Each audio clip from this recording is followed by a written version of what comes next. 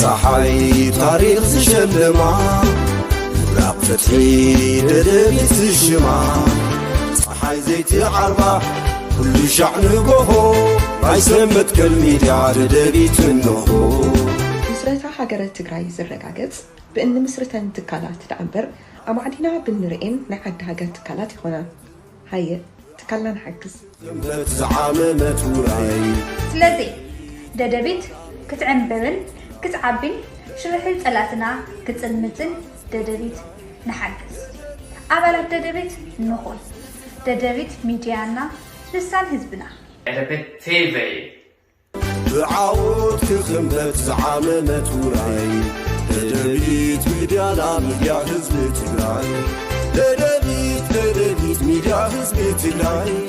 ደደቢት ሚድያ ህዝቢ ትግራይ ሰላም ጥዕና ሃበለይ ክብራት ቤተሰብ ደደቢት ሚድያ ከምኡን ተኸታተልቲ መደብ ካባኹም ናባኹም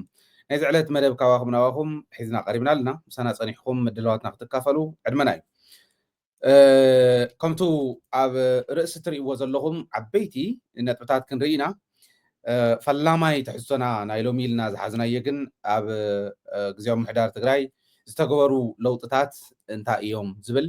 ብዙሕ ሰብ ስቂሉ ዝኾነን ዘይኮነን የውሪ ስለ ዘሎ እዚ ሓቂ እዚዩ ናባኹም ክነብል ኢና ማለት እዩ ኣብ መሬት ዘሎ ሓቂ እንታይ ይመስል ኢትዮጵያ እንታይ ትብል ኣብ ትግራይ ዘሎ መሪሕነት እንታይ ይብል ናይ ግዜያዊ ምምሕዳር መሪሕነት ዝነበሩ ኸ ኣበይ ኣለው ዝተገበረ ለውጢ እንታይ ይመስል ዝብል ኩሉ ክንሪኦ ኢና እቲ ሓሶት ትርእይዎ ዘለኹም ኣብ ማሕበራዊ ሚድያ ንኣብነት ናይ ግዜያዊ ምምሕዳር ንሓደ ዓመት ከም ዝተናውሐ ንፍርቂ ዓመት ከም ዝተናውሐ እሞ ኣብዚ ዝተናውሐ ግዜ ዘሎ ናይ ምሕደራ እዋን ከዓ ጌታቸው ክመርሖ ከም ዝኾነ ከምኡ ኢሎም ተስፋ ሕዚ ናይ ፌስቡክ ሓሶት ብምንዛሕ ኣብ ሕልንኦም ዝነበረ ህዝቢ ታሊሎም ንዝተወሰነ ግዜ ታሊሎም ሕልንኦም ንምርግጋዕ ዝገብርዎ ሓሶት ከም ምዃኑ ብደንቢ ገይረ ከርዳእኩም ስለ ዝደለኹ እዩ ትክክል እዩ ግዜያዊ ምምሕዳር ሪቫይዝ ተገይሩ ኣሎ ካብ ላዕሊ ጀሚሩ ኣሎ እዚ ማለት ናይ ግዜያዊ ምምሕዳር ፕሬዚዳንት ዝነበረ ሰብኣይ ኦረዲ ተቀይሩ ኣሎ ካብ ህዝቢ ትግራይ ምንጭቕ ኢሉ ከም ዝወረደ ቁርዲድ እየ ዝቆፅሮ ኣነ ነጊርናዮ ዘይሰምዕ ተዛሪብካዮ ዘይሰምዕ ህዝቢ ከዳምፅ ዘይኽእል ስለ ዝነበረ ወሪዱ እዩ እቲ ሓቂ ተፈተወ ተፀልአ ኣብ ናይ ግሊ ኣካውንተይ እውን ከም ዘቕመጥክዎ ግዜያዊ ምምሕዳር ትግራይ ሓድሽ ፕሬዚደንት ተሸይሙሉ እዩ እዚዩ ጀነራል ወዲ ወረደ ምዃኑ ነዚ ከዓ ኣብይ ኣሕመድ እውን ተቐቢልዎ እዩ ፀዊዕዎ ከም ዝነበረ ዝሓለፈ ሓቢረኩም እየ ከይዱ ኣነ ተቐቢለካ ኣለኹ ኢልዎ እዩ ህወሓት እውን ከም ተቐበለቶ ቅድም ኢሉ ይፈልጥ እዩ ወዲ ወረደ ሰጀስ ገይሮሞ ዝነበሩ እውን ንዕኡ ከም ምዃኑ ይፍለጥ እዩ እዚ እውን ኣቕሪብናዮ ዝነበርና ጉዳይ እዩ ሕዚ ክልቲኦም ተፅዲቖምሉ ግዜያዊ ምምሕዳር ብናይ ክልቲኦም ምንባብ ዝፍጠር ዋላ እንተኾነ እቲ ፕሬዚዳንት ማለት እዩ እምበር ካሊእ ውክልና ኣብ ትግራይ በቲ ዝተገበረ ህዝባዊ ኮንፈረንስ ተቋቋመ እዩ ኩሉ ክውክል ዝግብኦ ወኪል እዩ ክውክሉ ዘይግብኦም እውን ዝወከልሉ እኳ ደኣስ ነይሩ ማለት እዩ ስለዚ ተው ናይ ካሊእ ናይ ውክልና ከይዲ ከም ዘለዎ ኮይኑ ፕሬዚዳንት ግን ናይ ፌደራል መንግስትን ሕወሓትን ኣብ ዝተስማዕምዕሉ ከም ዝውዕል እዩ ዝፍለጥ ማለት እዩ እሞ ክልቲኦም ንወዲ ወረደ ከም ዝኣመንሉ ክልቲኦም ንወዲ ወረደ ሰጀስት ከም ዝገበሩ እና ሓላፍነት እውን ከም ዝተዋህቦ ሓላፍነቱ ሒዙ ዓዱ ከም ዝኸደ ኣብ ቀፃሊ እውን ከም ዝራኸቡ ፈልጥ እየ ግን እዚኣ እታ ዘላ ሓቂ ይናዋሕዶ ዝበሃል ዝፀደቐ ሰነድ የለ ዝፀደቐ ኣዋጅ የለ እንተተናውሐ እውን ዝመርሖ ወዲ ወረደ እዩ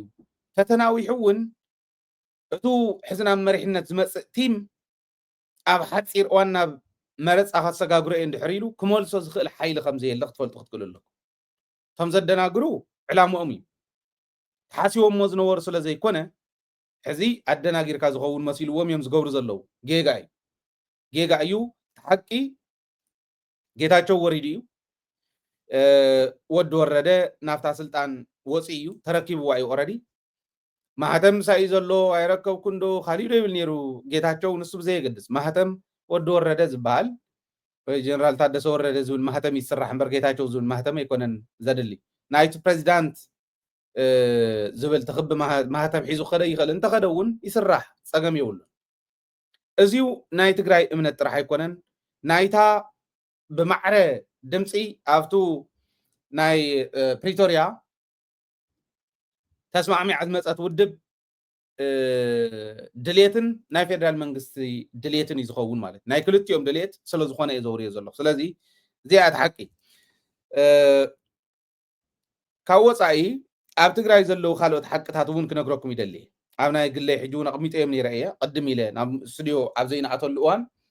ኣብ ናይ ግለይ ኣቕሚጠልኩም ነይረ እየ ሕዚ እቶም 5 ሓቅታት ዝብሎም ኣነ ሕጂ ዘለዉ እየ ዝብል ዘሎ ኣብ ትግራይ ዘለዉ 5 ሓቅታት ሕጂ መሬት ትግራይ ከድኩም ትረኽብዎም እንታይ እንታይ እዮም ንኣብነት ምስተዓንተ ወይ ዝበልክዋ ማለት እዩ ጌታቸው ባዕሉ ናይ ግዜያዊ ምሕዳር ፕሬዚደንት ኮይኑ ዝፀንሐ ዋላ እንተኾነ በዚ ሕጂ ንትግራይ ክመርሕ ዘይኽእል ምዃኑን ምምራሕ ይትረፍ እሞ ናብ ትግራይ ከይዱ ዝሕንፍሸሉ ኩነታት ከም ዘይህሉ ከም ትግራዋይ ክኸድ ይኽእል እዩ ኣብኣ ከይዱ ግን ብዛዕባ መሪሕነት ከውርር ዘይኽእል ምዃኑ ዝተረጋገፀ ምዃኑ እየ ዝነግረኩም እዚዩ ብዙሕ እንዳመኸርና የፀኒሕና ኢና ሓደ ሓደ ሰባት ሕዚ ከምዚ ኢለ ክቕርብ ከለኹ ናይ ጌታቸው ፅልእ ክመስሎም ይኽእል እዩ ኖ ከምኡ ኣይኮነን ጌታቸው መጀመርያ ውድቡ ኸዲዑ ነታ ውድብ ስልጣን ስለ ዘለኒ ሪፎርም ክገብር ኢሉ ክኸድ ከሎ ኖ ተጋጊኻ ውድብ ሪፎርም ትግበር ብውድባዊ መስርሕ እምበር ሓላፍነት ኣለኒ ስልጣን ኣለኒ ብዝብል ግለሰብ ኣይኮነን ዚልና ኣቕሪብና ኢና ብዙሕ ግዜ ማለት እዩ ካባና ንላዕሊ ተቃለሶ ሰብ የለን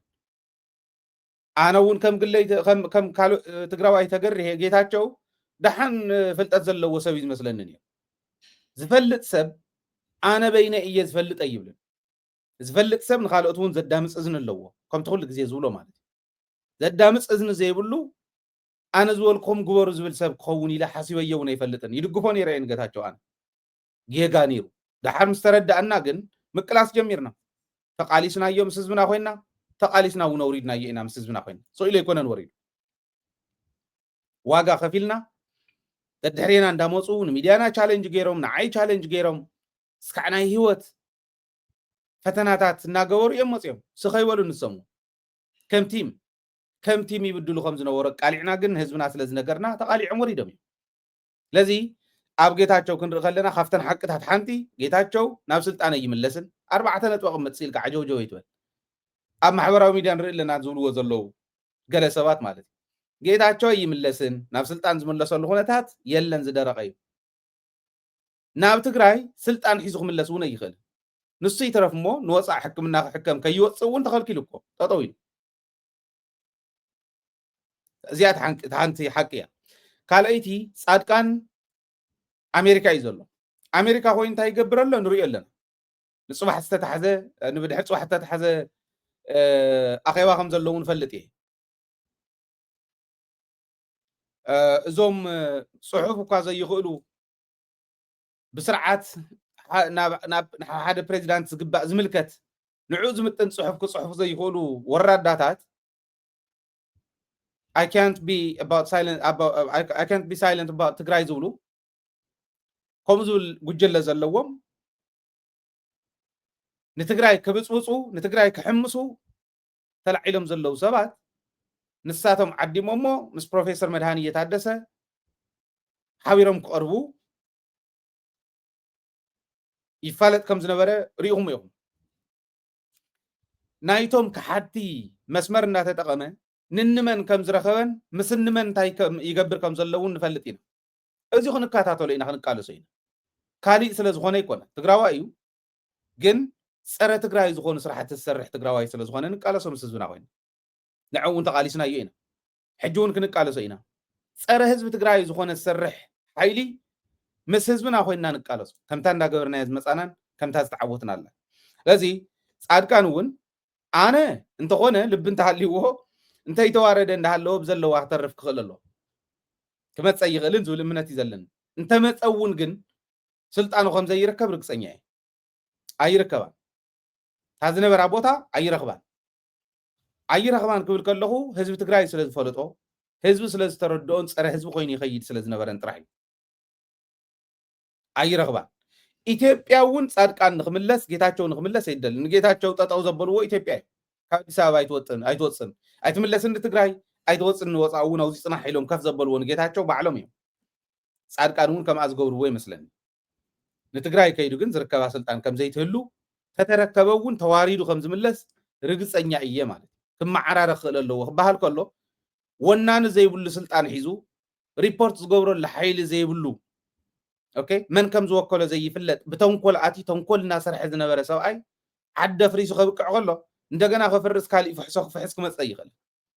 ካልኣይ ሓቂ እዚ ስለዚ ጻድቃን እውን ኣይምለሳን ናፍታ ስልጣን ማለት ሕዚ ናይ ስልጣን ህረፍ ነይሩና ኣይኮነ ንባዕልና መተወዳደርና ከምኡ እንተዝኾን ንባዕልና ክንኣቱ መፃዓርና ከምኡ እንተዝኾን ክልሙኑና ከለው ኢትዮጵያ እውን ማእተና ናብ ዝተፈላለየ ቦታ ሰይኮነን ትግራይ ከመይ ኢላ እያ ንቅድሚት ክትሳገር ትኽእል ዝብል ክንርኢ ከለና እዚኣቶም ዘየድልይዋ ከምዚኦም ዝበለ ጉድ ዝሰርሕ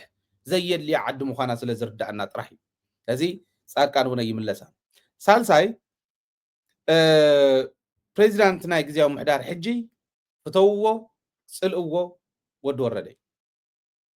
ንድሕሪት ንቅድሚት ምኻድ ኣይከኣልን ሕዚ ክድገፈለው ዝግብኦ ቦታ ክድገፍ እዩ ክንነቕፎ ዝግባአና ሕማቕ እንተሰሪሑ ከዓ ክንነቕፎ ኢና ክንቃለሶ ኢና ህዝባዊ ኮይኑ እስካዕ ዝቐፀለ ዓቕሙ ወሒድዎ ወይ ካልእ ኮይኑ ኣብ ዝጎድሎ ብዓቕሚ ደረጃ ክንድግፎ ኢና የዝከኣለና ካብ ወፃእ ግን ከምታ ዝበልክዋ ፀረ ህዝቢ ዝኾነ ነገር ክሰርሕ እየ እንተኢሉ ህዝቢ ትግራይ እቲ ህዝቢ ተጋሩ ኢና ንሕና እውን ናይቲ ማለት ቃለስቲ ኢና ሕዚ እውን ብዓይኒ ቁራኛ እንከታተሎ እንተሃለዎ ናይ ትግራይ ጉዳይ እዩ ሕዚ ስለዚ ንትግራይ ከሳግር ንትግራይ ክመርሕ ዝምደብ ተገምጊመ ተፀሪፈ ተወቂሰ ክብል የብሉ ክግምገምን ፈረቓን ክውቀስን ፈረቓን ድሕሪ ሕማቕ ሰሪሑ ይውቀስን ፈረቓን ፅቡቕ እንተሰሪሑ ከዓ ይድገፍን ፈረቓን እዚ እቲ ናይ ደደቢት እምነት እዚ ክንገብር ኢና ስለዚ ፕሬዚዳንት ከምዚ ገበረ ጌታቸው ረዳ ክምለስ እዩ ዓጀብጀው እዩ የለን እኺላ እኮ በቃ እኺላ ኣብ ዝሓለፈ ሰሙን ወዲ ወረደ ኣዲስ ኣበባ ከይዱ እታ ስልጣን ተረኪብዋ ከይዲ ኣኸለ ኣናውንስ ምግባር እዩ ዝተርፍ ሕዚ ወይ ምናልባሽ ከምታ ናይ ጌታቸው ዝገበረ ኣብዪ ኣሕመድ ኣነ እየ ሸይሞዮ ክብል ንህዝቢ ትግራይ ከታልል ፅሒፈልካ ኣለኹ ክብሎ ክእል እዩ ኣነን ሕወሓትን ተስማዕሚዕና ወዲ ወረደ ዝበሃል ሓደ ጀነራል ትግራይ ንክመርሕ ኣቕሚጥና ኣለና ዝብል ከም ዘይፅሕፍ ርግፀኛ እየ ብሕገ መንግስቲ መሰረት ኢሉ ብዓንቀፅ ክንድዝዩ ናይ ኢንተርቨንሽን ሕጊ ጠቂሱ ንፅባሕ ምእተዊት ክትኮኑ ማለት ለባም እንተኮይኑ ፕሪቶሪያ መሰረት ብምግባር ሕወሓትን ንሕናን ብዝተረዳዳእናዮ ኣብ ክልቴና ከዓ ወዲ ወረደ ዘለና ርድኢት ፅቡቕ ስለ ዝኾነ ክሰርሕ ኢልና እውን ስለ ዝኣመና ንወዲ ወረደ ሸምና ኣለና ዝብል እንተውፅኡ ልቢ እዩ ምናልባሽ ልቢ ይዕቢ ኣለኹም ጌታቸው ዝበሎ ሰከን ስላሉ ዝብሎ ዝነበረ ሰኺኑ እንተኮይኑ እዚ ክብል እዩ እንተዘይኮይኑ ግን ብሕጊ ኢንተርቬንሽን ንወዲ ወረደ ሸይሞ ኣለኹ ክብል እዩ ኢንተርቬንሽን ይኹን ካሊእ ይኹን ኢንተርቪን ገይሩ ንጌታቸው የፅንሖን ህዝቢ ትግራይ እንተነፊግዎ ነፊግዎ እዩ ለዚ ወዲ ወረደ እውን እምነትካ ብህዝቢ ክኾን ክኽእል ኣለዎ እዚኣ ኢና ክንብል ንኽእል እምበር ውግንናኻ ንህዝቢ ክኾን ኣለዎ ዘለካ ዓቕሚ ኩሉ ተጠቂምካ ሕተ ህዝብካ ንምምላስ ክኾን ክኽእል ኣለዎ ጉዕዞኻ ካብዚ ወፃኢ እንተኸይድካ ግን ክንቃለሰካ ኢና እዚኣ እታ ናህና ተሓዚ ክንብላ ንኽእል ተዘየለ ነገር ዝሞተ ጉዳይ ኣልዒልካ ጌታቸው ያ ከምዚ ክምለስ ዶ ካሊእ ዶ ግን ኣይትሕሰብዎ ተዘይተሓስብዎ ይሕሸኩም ንጥዕናኹም እውን ፅቡቅ ኣይኮነን ከምዚ ጠርጣራ ዝበሎ ማለት እዚ እቲ ሳልሳይ ማለት እዩ ትራብዓይ ካውንስል ዝበሃል ናይ መዓት ከዳዓት ባምቡላታት እኩብ ክፈርስ እዩ እቲ ካውንስል ምፍራስ ስለ ዘይተርፎ ኣብኡ ዘለኹም ብፍላይ ውድባት ህዝቢ እንተይተዓዘበኩም ተዓዚብኩም ውስ እንድዩ ግን ዕርዮም ሪሩ እንተይተዓዘበኩም በቃ ወፅ የለኹ እንዳበልኩም ባዕልኩም እንተይተዋረድኩም ክትወፁ ክትክእሉ ኣለኩም እንተይተዋረድኩም ውፁ ካውንስል ክፈርስ እዩ ምክንያቱ ናይ ጻድቃን ሸርዒኣ ነራ ጻድቃን ክኸድ ከለኹ ትብተን እያ ስጥራሕ ግን ኣይኮነን ናይ ወዲ ወረደ ዋና ስራሕ ክኾን ዘለዎ ህዝቢ ዝመረፆን ክመርሕ ክእል ኣሎ ካውንስል እውን እንተኮይኑ ምክሪ ቤት ማለት እንዲ ቤት ምክሪ ማለት እንዲ ቤት ምክሪ ህዝቢ ዝመረፆ ቤት ምክሪ ክኾን ክእል ኣሎ ናይ ጣብያ ናይ ወረዳ ኣለና تناي كلل يملس إلو جقنا أنت خوينو زي أخم لساخل له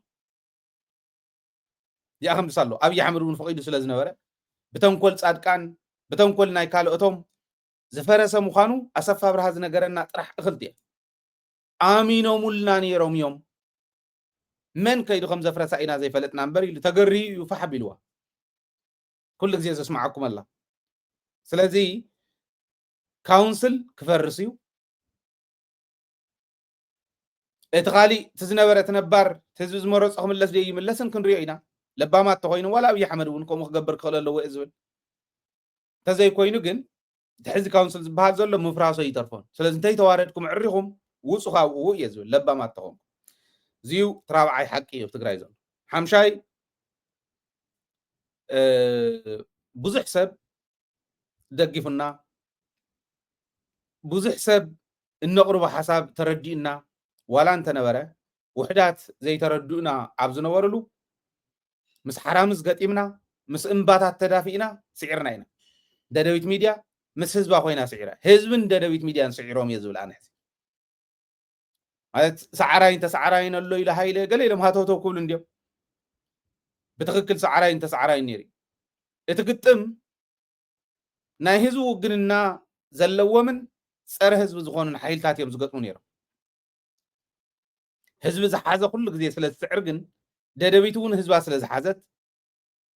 اتم كالوت اتم ناي حزب وقننا نيروم نولم مرحتون حزبهم سلا زحازو سعرهم مانن برغيو خيدو على زي صنح صبوق صرح انت زنبرو وقننا حزب انت زنبرم نيرو ابا زي ما صنح دا قلالكو يا نيرا زي اي غبرن زي غور لا مخنيات كع صره حزبي يسرحو صره حزب خوينم يسرحو سلا زنور يمو ناي حزب وقننا زلون تكالات كونا ግለሰባት ወላውን ውድባት ስዒረን ናይ ህዝብ ወግንና ዘለውን ውዳበታት ስዒረን ኢልና ኢና ክንምጦ ዘለና ንዳሕራይ እውን ትምህርቲ ኮን ምንታን ናይ ህዝብ ወግንና ዘይብሉ ተሰዓራይ ምዃኑ ካልኦት እውን ክመሃሩሉ ምንታን ፍላይ ከዓብ ትግራይ እዚ ከም ዝሰርሕ ንሕና ምስክር ኢና ደደቢት ሚድያ ነተን ቀዲመን ተመስረታ بعل دمص ويانا تግራይ تلفزيون المونك دفن تادحيرا تمسرتت تيميچ ون قدم ددبيت تمسريتا بدماص درجاون كند ددبيت يبلنن زين كلن بمخته درجاون كند ددبيت وغننا حزب يبلنن قالينس مالت اوكياتون فحفح بيلوم منيم افريسوم منيم يبلنن አፈላላይና ካብ ሰማይ ዝዘንብ መና ስለዘለና ገንዘብ ስለዘለና ይኮን አፈላላይና ናይ ህዝቡ ግንና አፈላላይና ተስፋ በዘይ ምቁራጽ እስከ መጨረሻ ህዝብኻ ምቅላስን ዘይ ምቅላስን ይተፈላላይና ነር ኣብዚያ በጽሕና ኣለና ሕጂውን ክንቃለሲና እስከ ማዓዝ ህዝብና ይሳገር ህዝብና እስከ ዓሳገር ህዝብና ምስ ዓለም ተወዳዳራይ እስከ ዝኾን ክንቃለሲና እዚ ሚድያ እዚ ዕላሙኡ ንሱ ናይ ህዝብ ረብሓ ሒዞም ዝመጽ ኩሎም ፕራዮሪታይዝ ይግበሩ ዝ ሚድያ እዚ እስካዕሎም ዝኸድናዮ እውን እዚ ዘመልክትሞ ህዝብ ዝሓዘ ስዒሩ ደደቢት እውን ሓዊሱ ማለት እዩ እዚ ክትርድእዎ ብደንቢ እዩ ሓሙሽተ ሓቅታት መሬት ዘለዋ ሕዝት እዚ እኔ ደደቢት ሚድያ ተዝለዓለ ድማጽ ዘለዎ ቴሌቪዥን ጣብያ እዩ ኣብ ትግራይ ሓሶት ኣይኮነን ከድኩም ራእዩ ተንዝወልክዎን ዓንተ ወይ ናይ ወዲ ወረደ ፕሬዚዳንትነት ናይ በዓል ጌታቸውን ጻድቃንን ዘይምምላስ እቲ ካውንስል ክፈርስ ምዃኑ እዚኦም ገሊኦም ጽዋሕ ንሪኦም ገሊኦም ከዓ ኦረዲ ዝረኣናዮም እዩ እዚአን ሓሙሽተን ኣብ ትግራይ ዘለዋ ሓቅታት የን ኢለ እየ ዝኣምን ካሊእ ኣብኡ እናሃለና ህዝቢ ትግራይ ንመን ይእመን መን ይመቃልስቱ መን የይኡ መን ይማእገሩ ናይ ህዝቢ ትግራይ ኣብ መን እዩ ግዜ ከጥፍእ ዘለዎ ንመን ብምድጋፍ ሕዚ ኣይንታለል ተካላትና እውን ህዝባውያን ተካላት ክድገፍ ኣለዎ ንምንታይ ህዝቢ ዝሓዘ ዘሳገር ስለ ዝኾነ ህዝቢ ዝሓዘ ህዝቢ መሰረት ገይሩ ዝኸይድ ዝዕወት ስለ ዝኾነ ዝዕውተና ከዓትለን እንደለ ንሕና ናይ ግድን ህዝባውያን ዝኾና ተካላትን ውዳበታትን መራሕትን ክድገፉን ናይ ግድን ሕዚ ኣውስ ናይ ደደቢት መጉደፍ ወድሓን ደደቢት ዝደግፍዋ ዝፈልጥዋ ዝርድኦም ሕልና ዘለዎም تمال نقول زنبرنا حق خوين زرعيوه اوكي ازين حزب تግራይ የዋጽ ዝ ሚዲያ ዚሎም ዝኣመኑ ክድግፉ ወይ ከዘይ ኮይኑ ሜላታት እንዳደለና ክንከዲና ክንቅጽሊና እንድሕሪት መምላስ ባህል ነገር የለ አውዙ ዝሓለፈ ሰሙናት እንሪኦ ዝነበርና ግን ሰራዊት ትግራይ ዝበሃል ትካል ሕጊ ክኽበር ህዝቢ ትግራይ ንኽኽበር ህልውንኡ መንነቱ ንኸይጠፍእ ዝሕሉ ዘሎ ትካል ሕጊ ክኽበረው ዝበጸሉ ሽምየ ጽልሙ ነይሩ ከምኡ እንዲቱ ኣመሎም እዚ ዝሕስብዎ ዘለኹ ሓሰት እውን ትሪእዎ ወደ ሸብርስ ናይ ኣዛዝ ሰራዊት ትግራይ ኮይኑ ይብሉ ሰራዊት ትግራይ ባዕሉ ባሪርዎስ ኣዛዚኡ ኮይኑ ክምለስ ከመይ ዝበልኩም ደናቆሪኹም ነዚዩ ሸር ትገብሩ ኸ ሰራዊት ትግራይ ባዕሉ ኮ ባሪርዎ ትግራዋ እዩ ጅግና እዩ ኣብ ጦር ሜዳ ኣብ ቃልሲ ኣፍቶም ጀጋኑ ስራዕ እዩ ንኽሕዶን ኣያና እዩ ተጋጊዩ ግን ትክክል ኣይኮነን ተጋጊዩ ሩኡይ ዝኾነ ጌጋ እዩ ተጋጊዩ ካልእ ተሪፉ ማለት ኣነሲ ጌታቸው ኣዊ ጽናሕ ስለ ዝበልኩ የተባሪረ ይብል ከምኡ ስለ ዝበልኩስ ባንዳ ተባሂለ ይብል ቃለ መሕትት እናገበርሉ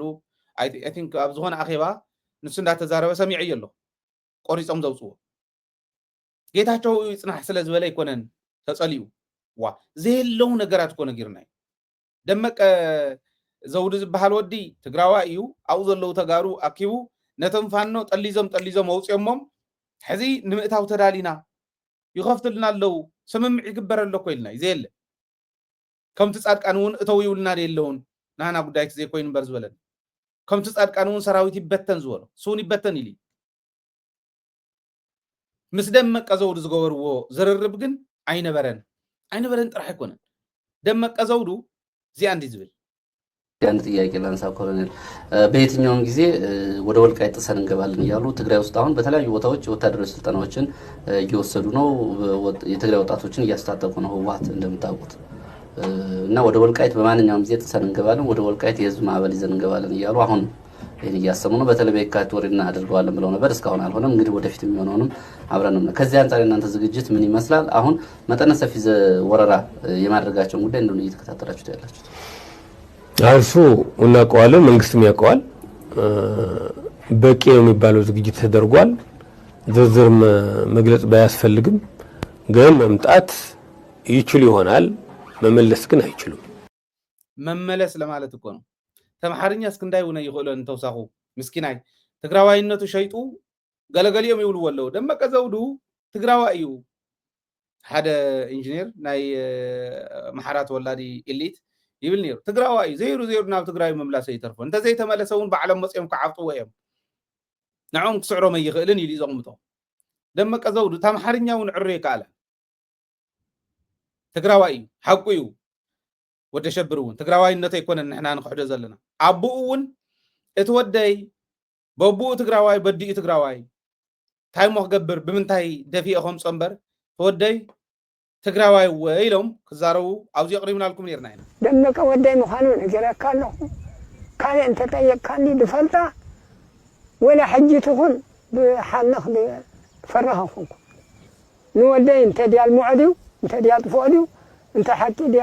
اخيدو دي انت حسيت دي اخيدو هم خلوني على يكون مهرخ على يركبوا بعين يزوروني دل بربرخوكو بمخركو لا انت هاي انت ماني رايلم اذكراتو مبلغوتا انو اندلغوتا يقولوا اصابيلم اريم بلو اسرابيلم تراخنا زمانات يتانجو عريات دي اداني بتين نخل ابيلابلو نعين انجو خبلغوتا الى لا قد اسلم كذا أبو حاس تقرأي يلو يزلعني يفتوني هيفتون تايلون وعلو هزال لي انت تايلون وعلو هجون تقرأي جملوا لي بابو تقرأي بادو تقرأي شوز ولا تقرأي دمك أزول نزي يكونن ودا شبر صيقو زول زلو مسوا على دمك أزول تنقاقير ناس أو زلو يمشاچو لو يوم يدو أبزي أقرب لكم يا بعلي ها فيديو أنت اللي هم أون دقيقة ما أقرب لكم خلي كم عيلنا هذا تقرأي عفتنا تساقي بعد دمك تام حرنيا قعريهم مملس هاي شلون كل كوي مملس جنا يشلون يبل مسكيناي تام حرنيا ون عري زي كالا حزبو غدي يزنبر كدع سبعي كجبر كدنق يمكرو ود شبر زيله ما حزو ود شبر يا ناي تግራይ ناي تي دي اف مرح خون ازاز خون تمديو يقولوا من جبجب حزو انت جبجبو نيش تنه تبعيتم مهارون عاوزي تمرتون كمهرنا اندي زلونتو ناي تي دي اف حيل ود ورده بريزيدنت ناي غزياو محدار انت خوينو ازاز سراوي تግራይ كمدبي طعم بوحلنا بتلقو تمكره زربعبع زيبل سب كمدبلو جغانيهم كلهم ولا ود شبر ونجغناي افتا ميداس نفلطو مينا كلهم دحاريهم تبالاشوم قال I don't know سسيعهم بغنزبن بخالين شيطو مهزو منبر بزلوهم غزان بيزنس شيطو منبر جغانيهم كلهم ግን مريحነት كبحال كله انت نعسه علوي وي زيبل كون كز ስለዘለው ወብደንቢ አስተውዒልኩም ክትመርጹ በዚህ አጋጣሚ መልእክተይ ክሕልፍ ደልየ بጥንካር አብይ አሕመድ ውን ክደልያ እዩ ሰነፍ ንዕኡ ክላኣኽ ዝኽእል ሰብ ገለመለይሉ ክምድብኩም እኩሪ ባዕለይ ኮነን ከምድብኩም እኩሪ አልወይ ወይ ዝብል ለቕዘይ ዘይ ዘብል ኣነታ ውሳነ ወተት እንዳበለ ከምታ ወድ ወረደ ላሕ ዘበለና ታይም ዝወር ዞም ወላዲ ግጥም ክልተ ኳኺና ይኮይኑ ኩኩና ይዝባል ባሓደ ሓደ ታቱውን ይብሉ ወይም ባሓደ ሓደ ከባቢ ኣብ ትግራይ ብዙሕ ይፅዋዕ ኳኺናይ ተባዕታይ ደርሆ ክልተ ተባዕታይ ደርሆ እንተገጢሞም ዝኾነ ቆልዓ ኸይዲ ክሕዞም ዝኽእል ኢዶኹም ለሽ ይበሃል ለሽና ተባሂልና እኮ ንወዲ ወረደ ግደፍ እንደውፃያ ዛ መግለፂት ግደፍ እንደኾም ዝግበር ክበሃል ማለት ኣፍቲው በዓል ጌታቸው ዝበሃሉ ከዳዓት ከፊሎም ኣፍቲውን ጎተት ዘብል ንስታይ ሽግር ኮይኑና ነይሩ ሕዚ ኩልኹም ጀጋኒኹም ሓደ ካብ ኩልኹም ብተልእኾ ዝተመኮረ ድሓን ትብልዎ ግን ክመፅእ ናፍታ መሪሕነት በዚ ኣጋጣሚ ፃውዒተይ ክቐርብ ደልየ ደመቀ ዘውዱ ከምዚ እዩ ዝብል መምጣት የሆነ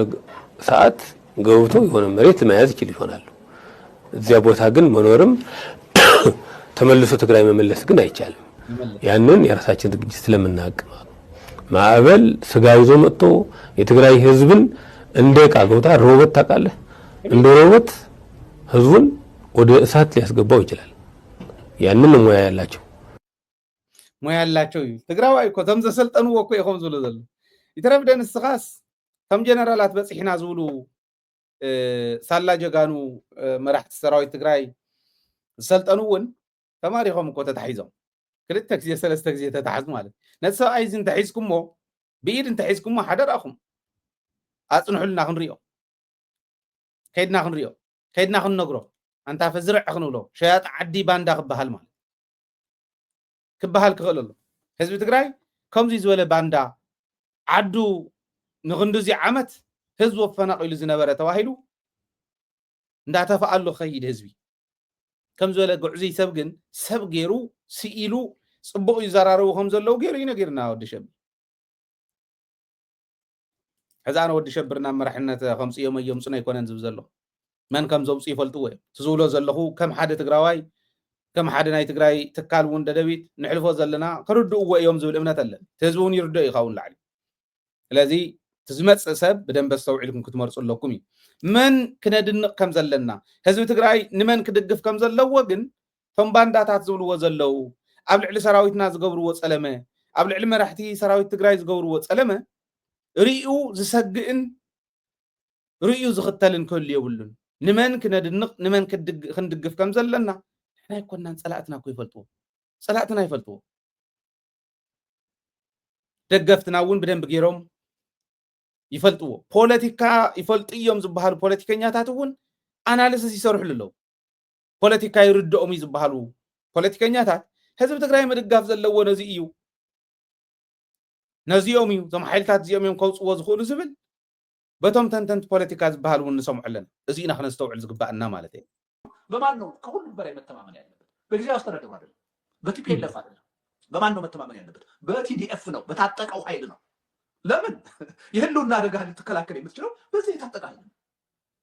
ቲዲኤፍን እና ቲፒኤልኤፍን የተለያየ አድርጎ ለማየት መሞከር ናይቪቲ ነው የማይሆን ነገር ገብቶሃል ፈለግነውም አልፈለግነውም ይሄ ኃይል አሁን ሊለያይ አይችልም የጦርነት ስሜት ውስጥ ነው ያለው ጦርነቱ ገና አልተጠናቀቀም ልብ በሉ ክደግመልኩም እየ ልብ እንተሃሊኩም ልደቱ ይዝነግረኩም ዘሎ ንሕና ተጋሩ ካብ ልደቱ ቀዲምና ክንርድኦ ዘለና እዚ ህዝቢ ትግራይ ተረድኡን ማለት ኣይኮነ ህዝቢ ትግራይ ተረዲእዎ ውሳነ ሰራዊት ናይ ክብር እንዳበለ ዝጭርሕ ዝነበረ ስኢለ ኣይኮነ ስለተባሃለ ኣይኮነ ስለዝርድኦ እዩ ህወሓት ከም ውድብ ሰራዊት ትግራይ ህዝቢ ትግራይ ብልዕሊ ሰራዊት ትግራይ ዘለዎ እምነት ክትገልጽ ከላ ስለተረዳእ እዩ እቲ ህዝቢ ወፂኡ ናይ ህወሓት ውሳነ እውን ይተግበር ክብል ከሎ ፖለቲካዊ መሪሕነትን ወታደራዊ መሪሕነትን ከም ዘድልዮ ፈሊጡ እዩ ተረዲኡ ኣየጥፍኡን ህወሓት ኣይኮነን ዝብል ዘሎ ታዛ ሓሸት ንሳ እያ ፖለቲካዊ መሪሕነት የድልየና እዩ ዝብል ዘሎ ወታደራዊ እውን ከምኡ ስለዚ ቲዲኤፍ ክድግፍ ኣለዎ ቲዲኤፍን ቲፒኤልኤፍን ከዓ ይፈላለዩ ይብለኩም ኣሎ ለባም ተንታኒ ከምዚ ይብል ንሕና ኣብ ውሽጥና ኮይኖም ህዝቢ ትግራይ ክፈርስ ዝደልይዎ ናይ ፀላእቲ ዕሱባት ኮይኖም ዝሰርሑ ግን እስካዕ ሕጂ ዓጀውጀው ይብሉ ኣለዉ ንሪኦም ኣለና ደጊመ ከስማዓኩም የታ ናይ ልደቱ ስምዕዋ ንተግብራ ግን ልደቱ ስለ ዝበለ ይኮነ ንዓና ስለ ዘዋፀና 2 ዓመት ዝለፋዕናሉ ይዛረቦ ዘሎ የትግራይም ህዝብ አሁን በማን ነው ከሁሉም በላይ መተማመን ያለበት? በጊዜያዊ አስተዳደሩ አይደለም፣ በቲፒኤልኤፍ አይደለም። በማን ነው መተማመን ያለበት? በቲዲኤፍ ነው፣ በታጠቀው ኃይል ነው። ለምን የህልውና አደጋ ልትከላከል የምትችለው በዚህ የታጠቀ ኃይል ነው። ቲዲኤፍንና ቲፒኤልኤፍን የተለያየ አድርጎ ለማየት መሞከር ናይቪቲ ነው፣ ማይሆን ነገር ነው። ገብቶሃል? ፈለግነውም አልፈለግነውም ይሄ ኃይል አሁን ሊለያይ አይችልም። የጦርነት ስሜት ውስጥ ነው ያለው። ጦርነቱ ገና አልተጠናቀቀም። ተኸክል እዚ ኢና ክንርዳእ ዘለና ማለት እዩ ንሕና ሃይለ ከም ሃይለን ኣብዚ ትካል እዚ መፅኦም ዝሰርሑን ቆምቲ ስታፍ ኮይኖም ዝሰርሑን ዋላ ኢንተርቪው ዝግበሩ ሰባት እውን ህወሓት ትደገፍ ክንብል ከለና ናይ ህወሓት ሕማም ሃሊና ይኮነ ወይ ካሊእ ተኣምር ካሊእ ዓይነት ረኽቢ ስለ ዘለና ይኮነ እዛ ውድብ እዚኣ እንተፈሪሳ ውዕል ፕሪቶርያ ስለትኸደና ስለንፈልጥ እዩ እዛ ውድብ እዚኣ እንተፈሪሳ ናይ ውዳበ ታሪክና ከፍርሱ ከም ዝመፁ ክበልዑና ከም ዝመፁ ስለንፈልጥ እዩ ንዓ ክትክእ ዝኽእል ሓይሊ እውን ከም ዘይብልና ስለንፈልጥ እዩ ሕዚ ኣትሊስት እዚ እዩ እዚ ሓቂ እዩ ኣብ መሬት ዘሎ እዩ ኦኬ ውዳበታት ክህልዋና እንደሊ ኢና ውድባት ክህልዋና እንደሊ ኢና ይዕበያ ብደንቢ ይደልድላ ተመክሮ ይርከባ ነገር ግን ዘን ውዳበታት እዚአን ናይ ህወሓት ሮል ክትከኣ ይኽእላ ነው ዝሕዚ እዋን የብለን ዓቕሚ እዚ ተረዲእና ኢና ክንድግፍን ክንቃወምን ዘለና ክብል ደልየ ኣብዚዩ ኦኬ ናይ ቲዲኤፍን ናይ ህወሓትን ጉዳይ ኣብ ዝገለፅናሉ ናይ ክልቲኦም ስራሕ ክኾን ዘለዎ ተመዛበልቲ ምምላስ መሬትና ምምላስ እዩ ትቐንዲ እዚ እዩ ናይቲ ግዜያዊ ምሕዳር ሮል እውን ንሱ ስለ ዝኾነ እንታይ ክበሃል ይኽእል እዩ እዚ ብርግፅ ወዲ ወረደ ምስ ኣብዪ ኣሕመድ ዲስከሰብ ዝገብረሉ ርግፀኛ እየ ስለ ተመዛበልቲ ኣልዕሉሉ እዩ ግን ኣፈላላይና ናህና ናይ ተጋሩ ሓሳብን ናይ ኣብዪ ኣሕመድ ወይ ከዓ ናይ መጫፍርቱ ናይቶም ኣብ ውሽጥና ዝነበሩ ኮራኹሩ ሓሳብን ዝፈላለየሉ ንሕና ተመዛበልትና ክምለሱ ከለዉ ምስ ምምሕዳሮም ምስ ፀጥታ ሓይሎም ክምለሱ ኣለዎም እዩ ካብኡ እውን መሬቶም ክርከቡ ገዝኦም ክርከቡ ከለዉ ብሰፋሪ ገይሮም ብሰፈራ ዘተሓዝዎ መሬትን ገዛን ይለቐቕ እዩ ናህና ሓሳብ እሱ እዩ ድሕሪኡ ዝመፁ ቀስና በልና ክንበፅሖም ኢና እዚኣ ክትፍፀም ከላ ናይ ተመዛበልቲ ጉዳይ ግን በዛ መንገዲ እዚኣ ትፍፀም ዝብል ናህና እምነት እዩ ናይ ተጋሩ ብትግራዋይነቶም ፍፁም ናይ ዘይደራደሩ ተቃለስቲ እምነት እዩ ኢንክሉዲንግ ደደቢት ሚድያ ኣብኡ ሓዊስኩም ማለት ሃይለ እውን ከምኡ ሓዊስኩም ንሳቶም ቶም ፀላእትና ዝደልይዎ ስኢሎም ይመለሱ ተሎ ተመሊሶም ኣለዉ ኢትዮጵያ ትበሃል ዓዲ ኣብ ልዕሊ ትግራይ ኩናት ከፊታ ዝነበረት ክትከልከላ እውን ሕጊ ክተኽብር እያ ከይዳ እሞ ሕዚ ከዓ ተመዛበልቲ ኩሎም መሊሳ እያ ዝተኻኺላቶ እያ ሕዚ ተኣሪማ ተባሂሉ ዲፕሎማሲኦም ክስተኻኸለሎም ምእንታን ተመዛበልቲ ወገናትና ምምሕዳሮም ኣይከደ ሰራዊቶም ኣይከደ ከይዶም ናፍታ ክጥጥቕዎም ዝሓሰብዎም ቦታ ክጥጠቑ ክልተ ዓበይቲ ጉዳት ኣለዎ ሓደ ምስክር ክህሉ ስለ ዘይደልዩ ናይ ጀኖሳይድ ትግራይ ከጥፍዎም እዮም ወይ ለስ ከዓ ደደቢት እኮ መፂኦም ብድሮን ብካሊእን ዝወቕዕዎም ወታደር ስለ ዝነበሩ ኣይኮነ ተመዛበልቲ ኣብ ደደቢት መፂኦም ኣብ ፅላለ ሸልተሮብ ዝነበርሉ ብድሮን ተወቕዕሉ ቪዲዮታት እንሄ ኣብ ኢደ የሎ እንሄ ናይ ሰብ ስጋ ተቆራሪሱ ተበጣጢሱ ተኸታቲፉ ከም ምርኣይ ንላዕሊ ዝሕዝን የለን ዘስካሕክሕ የለን ከምኡ ዝገበርዎም ስኢሉ ኣይኮነን ኣይ ትግራዋይ ጭፍጭፍ ስለ ዝነበሩ ብዝብል ኣይንውሰዱ ኦፍኮርስ ይጭፍጭፍና ነይሩ ተጋሩ ስለ ዝኾኑ ንዖም እውን ጨፍጭፎሞም ዋና ምክንያቶም ግን እዛ ጀኖሳይድ እዚኣ ኦኬ ታዝፈፀምዋ ጀኖሳይድ ምስክር ከይትረክብ ኣነ ብእምነተይ ክነግሮ ማለት ክንዱ ዝኣክል ሰባት ክጥቅን ሓሲበ ኣይኮነ ቀደም ይብልዎስ ልበይ ዓይነይ ዘይረኣየለይ ልበይ ዘይስሕተለይ ዝበሃል ምስክርነት ነይሩ ይብልዎ ቀደም ኣብዚ ኮይነ በቱ ዝሪኦ ዘለኹ ናይ ፖለቲካ ሃዋህው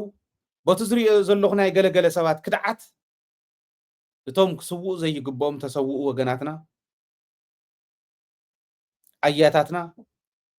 እቶም ክጭፍጨፉ ዘይግብኦም ተጨፍጨፉ ተመዛበልቲ ወገናትና ተደፈር ኣዴታትና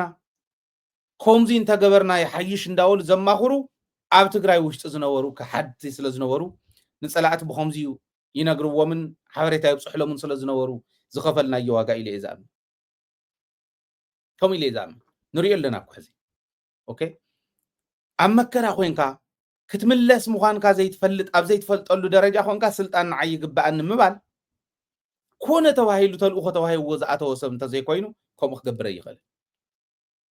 ኩነታት ክሕፅር ተሳዒርኩም ኢሉ ከስዕር ኩነታት ክሕፅር ተዘራሪበ ኣለኹም ሰኦም ኢሉ ንህዝቢ ክጭፍጭፍ ዝሓሰበ ጉድ ፈሓሲ ተንኮል ዝገበርዎ እዩ ተፈናቀልቲ ወገናትና ተመዛበልቲ ወገናትና ክምለሱ ከለዉ ሕስቕ ኢሎም እንተኣትዮም ኣመራርሖኦም ተዘይተመሊሱ ሰራዊቶም ተዘይተመሊሱ ከጥፍእዎም እዮም ምስክር ጀኖሳይድ ከይተርፍ ክዕነ ገበን በዓል ጌታቸው ልኢኾም ሓፂን መፂን ብምሉእ ከም ዘልዓልዎ ከምኣ ማለት እዩ ከምኣ እያ ክትከውን እዚኣ ሓንቲ ሓዙ ቁፅሪ ክልተ ከጥፍእዎም እዮም ጥራሕ ኣይኮነ ለዋሃት ኮይኖም ካብ ጥፍኣት እንተድሒኖሞም ኣሲሚሌት ክገብርዎም እዮም ኣምሕርሒሮም ክነብሩ ኢዶም ሂቦም ኣምሕርሒሮም ክነብሩ ትግራይ ከዓ ተቆርሚማ ታተቆርመመት ትግራይ ጥራሕ ኮይና ትግራይ ክትተርፍ ፅንሕ ኢሎም ኣክሱም ክብሉ እዮም ፅንሕ ኢሎም ትግራይ ብምልኣ ክብሉ እዮም ይብሉ እውን እዮም ምባል እውን ጀሚሮም ነይሮም እዮም እዚኡ ክመፅእ ስለዚ ታይቲ ጥንቃቐ ዘድለብ ተመዛበልቲ ክኸዱ ከለዉ ይመለሱ ኢላ እንዲያ ኢትዮጵያ እውን ሕዚ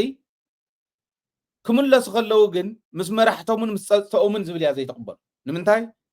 ኣብኡ ዘለዉ ሰፈርቲ ክወፁ ስለ ዝኽእሉ ንምንታይ ምስ መራሕቶምን ምስ ፀጥቶኦምን ተተመሊሱ መሬት ትግራይ ይምለስ ስለ ዘሎ እዚአ እንተዘይተገይረን ከዓ ምምላስ ስለ ዘይኮነ እዚማ ተጋጊኹም ብውዕል ፕሪቶርያ መሰረት ስታትስ ኮ አንተ ክምለስ ናብ 2013 ጥቅምቲ 23 ክንምለስ እይቱ ውዕል ፕሪቶርያ ዝብል ኣይ ደሓንስ ክፀኒሕና ክንገብሮ ኢልኩም ብሸተኽ በተኽ ኢዶም ክእትዉ ከይትገብርዎም ኢዶም እንተእትዮም ካብኡ እንዳስፋሕኻ መኻድነት ንእኳል ቀሊል እዩ ምጥንቃቕ የድሊ ወዲ ወረደ እውን ኣብዚኡ ክጥንቃቕ ዘለዎ ማለት እዩ ንጌታቸው ከይዶም ሓተሞ ነይሮም ተመዛበልቲ ጌታቸው ኣብ ትግራይ እንዳሃለወ ገና እንተይተቐየረ ማለት እዩ ቅድሚ ምህዳሙ ኣይሰማዓኩምን ኢልዎ ሽዱፅሎ ኢልዎ እዚ እቲ ጌታቸው ኩመንቶም ተንጨብጭቡ ተማሃሩ ኣትሊስት ሕዚ ተማሃሩ ወሪዱ እንዲሁ ሕዚ ተማሃሩ ዓጀውጀው ክብሉ እዮም ክግዝኡ ከዓ ናብ ካሊእ ክኸዱ እዮም ልኡኻት ስለ ዝኾኑ ዝተገዝኡ ግዙኣት ባንዳታት ስለ ዝኾኑ ጌታቸው ግን እንታይ ከም ዝበሎም ደብረፅዮን ባዕሉ ተናዲዱ ዝዛረበሉ ዝነበረ መድረክ ሪኢኹም እዮም ንሕና ይመለሱ ኢና ኣለና ሕጂ እውን ንሱ ኢና ክንሰርሕ ለምዘበን ክንመልሰኩም ኢና እዚኣ ክንሰርሕ ኢና ክንዲ ዝኸኣልናዮ ምስ ሳልሳይ ወገን ዋላ እንተኾነ ተደራዲርና ክንመልስ ክንምኩር ኢና ኢሉ ከምኡ ገይሩ ዘዛርበካ ሰብ ምርካብ እውን እኮ ሓደ ነገር ኮይኑ ሽዱ ውፅሎ ኢልዎም ጌታቸው ውፅሎ ኢልዎ ኣነ ይኮንኩን ዝብሎ ደብረፅዮን ዝብሎ ስምዕዎ ኢና ኢልና ዘሎ ናይ መጨረሻ ጣሽማ ክሪኣ ኢልና ነቲ ሓንቲ ንሕና ክንገብራ ንኽእል ምስ ሳልሳይ ወገን ኮንካ ምውዳእ ግዜ የለን ከምቲ ንስኻትኩም ተበልኩሞ ንሕና ንከወሲና ኢና ለዘን ህዝብናማ ከኣተሎ ኮይና ኢልና እዚኣ እዮም ኢሎም ኣብዛ መዓልቲ እዚኣ ግን ናብ ደብረፅዮን ከይዶም ከዛርቡ ከለዉ ውፅሎ ኢልዎም ጌታቸው ንምንታይ ውፅሎ ኢልዎም ንምንታይ እዮም ተመዛበልቲ ከይምለሱ ዝደልዩ ነይሮም ዝብል ግን መልሱ ቀሊል እዩ ነጊርናኩም ኢና ክንደይ ግዜ ኢና ተዛሪብና ክንደይ ግዜ እዩ ደደቢት ተዘሪቡ تا مغنياتهم حنتيا أنتم قدفوا دياسبورا زلهم أنتم قدفوا وش تخونكم تعندروا زلهم قدفوا لنا شو ما ممكن أوصلكم فاتينا دي مسيلو زين السنة مسيلنا ليتن قطرنا وزيخن سرح فاتينا دي مسيلو دي يسمع إذن سلزنا وراكم تايلنا نيرن تمزابلت انت تمليسهم أوكي تشرحت أركان جيتاتشون كتريقوا بدم بخطردقوا تمزابلت انت تمليسهم زغتل انتاي حقاو منقستي تمزاولت تتمليسهم مريتنا يملسوا ማለት እንዴ ድሕርዚአን ክቅፅላ ዝኽእላ ሕጋዊ መንግስቲ ስሩዕ መንግስቲ ምምራፅ እዩ ስሩዕ መንግስቲ እንተተመሪፁ ስልጣኖም ስለዝስኑ ንጻድቃን ዝመርፆ ሰብ መቸም ይርከብ ይሪኦም ሓደ ሰብ ይርከብ ጌታቸው መሊሱ ሕዝስ ጌታቸው ንዓምራ ሒሉ ከውፅእ ዝኽእል ከም ዘይህሉ ርግፀኛ እዩ ብፍላይ ሕዚ እዚኣቶም በቋራጭ ስልጣን ረኺብና ያለና ሙንሳ بولك ملك نقصلا زبل حساب سلزنا ورا تلوخنا يطلعتون كمتو نحنا ندل يسل زي نبره نسن نختكبرو تمزابلتكم الله سيدلي بعلو جيتاچون امينو نحنا اينا حزنا يونيرنا تطوبلنا يز نبرنا تمزابلت خيم لسو بعلنا اينا فيدرال منغست يكونن يلو افتر اديس ابابا خيد ذهبا مغلصي جليصنا ياينا بزحلفو نفلت تطوبلكم منيركم خنياتو تمزابلت انت تمليسهم ناب سرع منقس سلنخد ناب سرع منقس انت خيدنا سلطانكم سلتركبوا سلطان اب سلطان نخزلكم لهم كم زغيرهم اماني الوني يقلص نيرو كم زراكم كيف فصم زعنقفنا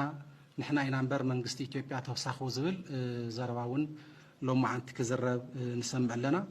كمتي بتدغاغام خنبلو صنحنا غيزياو محدار تግራይ زلو كل فمرارحة أب مرقاز لولاو جزاء تجراي مالتون أب تحت ورر تزلو حزبنا حرق وص لولاو نتنا نصح وص استفنا قالون استسدتون وجناتنا نمربتهم أم ملاس كابس من بريتوريا وصع بزخنا من جدي مس منقست إثيوبيا أب بهراو كوميتي زبهالاتيوم تلم بموصع نبري فرندم بزخيد من جدي مرحوا له أقوى النتي ولون زبل قال سنا جبرنا صنحنا هنا لو ما أنت تأمين الله بقلسي آمين الله تلموسينا نيرنا هنا كيف تسامز جبرنا تفنقل تم ملاس كيف تسامز جبرنا نحنا هنا زبل زروات زري ولا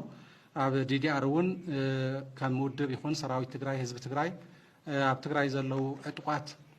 كواسو دحنا الناس نايز حزب حلا بمسار سمع بريتوريا سلازي دي أرك في تسام يجيب أمبر هلونا دحنا الناس نزب تجراي حدا قالنا هلو أتوقعت كي واسونا هلو دي أرك كم يجري في تسام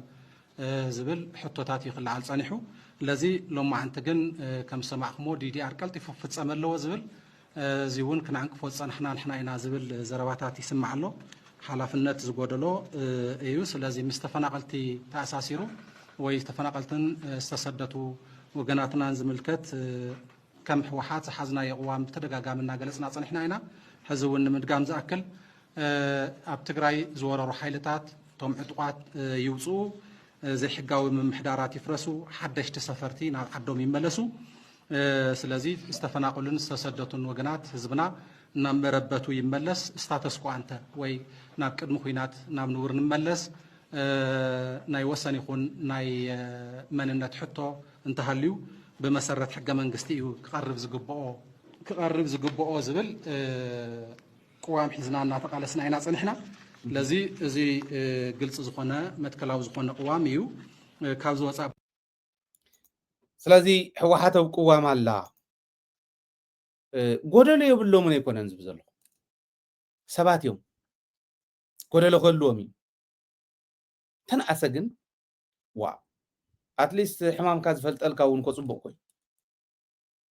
50% يدارغات حمام تتفريق مفتحي 50% بصحيلو مالت حمام كولا اندا فلط ادافي نزغيد كالي مدحانيت زبكا حمام كازغادد مدحانيت زبكا جن ايوردي كومينا خوينا صنيحنا انتنا اسجن حزته مهارو عرف صنيع تقالساي او زيبصحوال بب وجنا بب زلنا يو بب عودنا خوينا سالا تقالسنا ابزي ابصحنا لنا حجون كيتبالاش تمزعاتو سبات انمنيو بتلو خستمكور ديو تمزعاتو سبات انمنيو نهزوم زوغنو ديو እዚ ክርአ ክእል ኣለዎ ዝብል እምነት ኣለኒ ተመዛበልቲ ተመሊሶም ናብ ዓዶም ናፍታ መሬቶም ናፍታ መረበቶም ክምለሱ ከለዉ ዓዲ ክብል ከለኹ ገዛ ማለት እዩ ብገላልፃ ናይ ራያ ከዓ ማለት እዩ ናብ ገዝኦም ክምለሱ ከለዉ ናብ መረበቶም ምስ መራሕቶም ምስ ፀፅቶኦም መሬትና እውን ክምለስ ስታትስ ኮ አንተ እውን ክምለስ ስለ ዝኾነ እዚ ክኾን ክእል ኣለዎ ኣብዚ ኣሸተት እንተኢልኩም ንእሽተን መትሓዝ እንተገይርኩምሎም መንከስ እንተገይርኩምሎም እዚኣ ነኺሶም ፀላእትና ከጥፍኡና ክምኩር እዮም እዚ ሓደራ ዝብሎ ነቲ ሓድሽ መሪሕነት ዝመፅእ እዚ እዩ ማለት እዩ ስለዚ ኢትዮጵያ ፈተወት ፀልአት ኣብዛ ሕጂ እዋን ኮይና ክንግምግም ከለና ኢኮኖሚያዊ ዓቕሚ እውን ስለ ዘይብላ ወታደራዊ ዓቕማን ፖለቲካዊ ዓቕማን እውን ኣብኡ ስለ ዝምርኮስ ብዲፕሎማሲ ደረጃ እውን ብዙሕ ሉዝ ዝገበረት ዓዲ ስለ ዝኾነት ዲፕሎማሲኣ ንክተመቻቹ ቦታ ይንኽፈት ኢኮኖሚኣ ንክተመቻቹ ቦታ ይንኽፈት ከተመቻቹ እንተኮይና ኢትዮጵያ ትፍረሰ ይኮነን እዚ ተፈሪሳ እውን ንዓና ፀገም ኣለዎ ግን ልዕሊ ዓቕሚ ትግራይ ዝኾነት ኢትዮጵያ እንተሃልያ ንሳ ምስ ትህሉ ዘለዓለምና ዋጋ እናኸፈልና ክንነብር ኢና እዚኣ ንኸይትኾን ሪኢኹማ ኢትዮጵያ ሓዝራ እዩ ደሞዝ ናይ መምህራን ክኸፍሉ ዘይኽእሉ ክልላት ኮይም እዮም ዓፋር ኪዱ ኣብ ዓፋር ናይ መምህራን ደሞዝ ዘይተኸፈለና ኢሎም መምህራን ይጠርዑ ኣለዉ ንምንታይ ጠራዕኹም ተባሂሎም እውን ይእሰሩ ኣለዉ እርከን ተወሰኸሎም ደረጃ ዕቤት ተወሰኸሎም ናይ እርከን ኩመይ ትኽፈሉን ካብዚ ጀምሩ ተባሂሎም ይግደዱ ኣለዉ ንሳተን እውን ናይ ፓርቲ ናይ ስፖርቱ ዶ ናይ ካልእ ዶ እንዳበሉ ይወስድሎም ከም ዘሎ ይግለጽ ኣሎ ኣብ ወላይታ ኺዱ ከምኡ ዝበሉ መምህራን ኣለዉ ኣብ ሲዳማ ከምኡ እዩ ኣብ ካልእ ኣብ ኦሮምያ እውን ዝጠርዑ ብዙሓት እዮም ኢኮኖሚኣ ድልድል ስለ ዝኾነ ድያ ከምኡ ትገብር ዘላ ዕምበባ ብምትካል ኣይኮነን ዝመፅእ ኢኮኖሚ ሰብኣይ ግን እንታይ ይገብር ከም ዘሎ ትሪእዎ ኣለኹም ተደልዩ ኩዕሾ ይጫወት ተደልዩ ብብስክሌት ይኸይድ ተደልዩ ክዘውር ኣረጉተት ክርኢ ኢሉ ይዘውር ምንም ዘይገብረሎም ተደልዩ ህፃናት ሓቂፉ በቃ ዘና እንዳበለ ይውዕል ኣብዚዩ ከምዚ ዓይነት ናይ ዕብዳን ግዜ ዘላ ዓዲ ኢኮኖሚኣ ዝወደቐ ዓዲ ዲፕሎማሲኣ ዝወደቐት ዓዲ ኣብ ውሽጢ ሓዊ ዝባራዕ ዓዲ ጎረቤታ ዝበሃላ ኩለን ንኩናት ዝደልያ ዓዲ ኣፈራሪሓትናስ ሙኸዓ ትጅግና ሰራዊት ሒዝና መሬትና ይነምልስን ተመዛበልትና ይንመልስን በዓል ደመቀ ዘውዱ ማንም ብሕቕ ከም ግምል ተኮልሲሱ ኣብ ወንበር ስለ ዝተዛረበ ንሱ ንዑ ዝድግፉ ሓይልታት ስለ ዘለው ምንሱ ርኢኻ ንድሕሪት ክምለስ ማለት ድዩ ኣብዚ ኢና ክንጥንቀቕ ዘለና ኩሉ ነስተውዕሎ ንመርምሮ ክፍተት ርኢኻ ረብሓ ህዝብኻ ምርግጋፅ ናይ ግድን ስለ ዝኾነ ናይ መራሕቲ ስራሕ ስርሑ እየ ዝብል ኣብዚዩ እቲ ናይ ኢትዮጵያን ናይ ኤርትራን ኩናት እውን ምርኣይ ኣድላይ ብጣዕሚ ወሳኒ እንታይ ኢና ክንርኢ ኣብዚዩ ኤርትራ ትብሎ ዘሎ ሕዚ ዘዋፅእ ትክክለኛ ኣካይዳ ኢለ ይኣምንን ኣነ ዋላ ገለገሊኦም ትሕዝቲ ናይ ሚድያ ስራሕቶም ፍከራ እዩ ጃህራ እዩ ኢትዮጵያ ከምዚ ኢላ ክትመፅእ ሕዚ በዓል ኣወል ስዒድ ዝገብርዎ ዘለዉ ማለት እዚ ጃህራ እየ ዝብሉ ኣነ ከምኡ ኣይኮነን ኢትዮጵያ ብትክክል ክትወግኣካ ትመፅላ ኣይትጠራጠር ኦኬ እንተ መፅያ ክንስዕራ ኢና ንስዕራና ኣይኮነን ትሕቶ ክኾን ዘለዉ ክጅምር ከሎ ግለሰባት ዋላ ሓደ ሰብ ንምንታይ ዘይኾን መስዋዕትነት ከፊልኩም ኢኹም ክትምልስዋ ኮነ ኢትዮጵያ ዘቕረበቶ በመሓርኛ ዘቕረብክዎ ዓንተ ወይ ሓቢረኩም እየ እንታይ እያ ትብል እንተኾነ ሰራዊት ትግራይ ይሓግዘኒ እምብለይ ተባሂላ በሉ እሞ እንድሕር ዘይሕግዘኒ ተወሰኑ መራሕቲ ሃውኒ ናይ ባዕለይ ውሕጅ ዝኾነ ህዝቢ ኣለኒ እምብለይ ተባሂላ በሉ እሞ ንሱ እንተኣቢኹም ዘመናዊ ውግእ ስለ ዝገብሮ ብቴክኖሎጂ ስለ ዝኾን ትውግእ ብኣየርን ብድሮንን ስለ ዝኾን ትውግእ ካብ ሽረ ናብ ካብ ሽረ እናተበገሳ ዝወቕዓ ካብ ዓዲግራት እናተበገሳ ዝወቕዓ ካብ ኣክሱም እናተበገሳ ዝወቕዓ ካብ መቐለ እውን እናተበገሳ ዝወቕዓ ኣየራትን ድሮናትን ክህልዋኒ ስቴሽን ክሃንፅ ናይ ድሮን ስቴሽን ናይ ኣየር ስቴሽን ክሃንፅ ሃውን ኢልዎ እምብልና ተባሂሉ እዚውን እምብልና ተባሂሉ በዓል ጌታቸው እዚ ንምምችቻው እዮም ዝኸዱ ነይሮም ጌታቸው ቃል በቃል ኣቕሪብዎ እዩ ኣብቲ ናይ ሕወሓት ድሕርቲ ናይ 60 መዓልቲ ኣኼባ ምክትል ምስ ኮነ ብሽምግልና أنا زغر ولا نيل نوم برنخوص إثيوبيا مس إرترا خوينات كتكفت تدليا زيو نحنا صقيلنا نريو أنا جري كونن نحنا نتر صقيلنا ترى أنا يوم زقرفنا يكونن كنا أتول لنا نحجز على لنا يلي قال بقال زغر بقى الزارب زله تلو خونا تاتهم يحيزو مصيوز ولا زله أركان يكون جيتاتشو ناتاتهم تلو خو حيزم يمصيون يرمز ولا زله خص إليه كون بتخكل تلو خو حيزم مصيون بتخكلونا بأخي بقريبهم مين قال ده يكون انتظار زله تزقور وي سلازي أبي أحمدون زي أحاتيتو unfortunately جيتاتشو كيدو من يخسر حل زقل حزين رأيه خنريو باندغ عن تفريو حدرهم مريت تقرأي باندغ تفريت في قدولا إذن ستيشن زي أنت زوها وأنت أي خسات زبلون حساب ويلي إرترا كون دحر كابشير إن تبقسات إن دحر توقعوا نشرح وقعي كاب عدقراتنا تبقسات إن دحر توقعوا نوع عدقرات توقعي نما قال وقعي نخصم وقعي نخالد وقعي سلازي تقرأي عودة خوينات تخون ما أغلنا إثيوبيا ناي تقرأي ناي جزعنا إرترا كوينا عودة خوينات يجوروا ما إزاي تتحاسيو زلون تحاسيو زنبرة رجس أنيا خوينا زنقرأكم جن إثيوبيا جزء خكاير يخلي خون لما أنت خوني خل صواح خوني خل دحر صواح خوني خل مبر إثيوبيا إرترا خمت وران بحر كتحز عسب كتحز كبتغيرن دليتها نص مخانون عندهم بيوند ذات مخانون إرترا أكل إثيوبيا أيلو طاقتنا على هيدا سلاسي الملي كم غير زغيد سبعي أو ستاتوت الله صريح خاف زبلوا طاقت ناتاتهم طاقت كيف مبال سئلو ترجم يولن زول سب انتهاليو تغاغيل تاي مالتي مسلكم ناتاتكم ليغاس قصليه مالتي ليغاسنا هايله سلاسي انتاي إرترا من يلك شيطوا تشيطنا اينا نملسني لهم إرتراويان تملسوا باي بحيل ملسوا كاون تاي توحيلو تقلل እንዳት ባለ ድሮፈልን ይሩን ሃይለ ስላሴ ተቅልልዋ አምጪዋ ከምኡ ክበሃለሉ እዩ ዝደሊ ኣብይ ኣሕመድ ካብኩም ዚ ዓይነት ካብ ናይ ፎቶን ናይ ቪድዮን ፖለቲካ ወፃኢ ካሊእ ስለ ዘይኽእል እዚኣ ክትበሃለሉ እዩ ዝደሊ ብዮንድ ባሕሪ ኸይዱ ነቲ ህዝቢ በቲ ዝሰዶ ዘሎ ውሕጅ ዝብሎ ዘሎ ኣጥፊኡ ኤርትራ ሓዊሰያ ኣለኹ ክብል እዩ ኦኬ ትግራይን ኤርትራን እንዳባልዐ ተጋሩን ኤርትራውያንን ዝበሃሉ ዘርኢ እንዳጥፈአ ኸዲ ርእቱ እንታይ ክመፅእ ከም ዝኽእል ራእዩ حزي أو يلون إرتراويان برجس بروباغندا إن نسرح زلنا خلو خليهم بعد أول سعيد أوكي بروباغندا إن نسرح زلنا خلو خوني بروباغندا جنا يكون نسرح زلوا جيجا أيو إرتراس تدالي أيا كل عتقد هي تدالين أين عندي زلوا أيرات مسا درون مسا كندد الله وحج 10 مليون سددلكم 120 مليون ينامو 110 ننترف أو إن ننزغنا سنايا اللي لم زحسوا إثيوبياويان سددلكم نعوم كتقتلوا كتقتليهم واقع تخفلوا واقع تخفل إرترا حيسكم مولنا اللي كان نمخات تمكحتي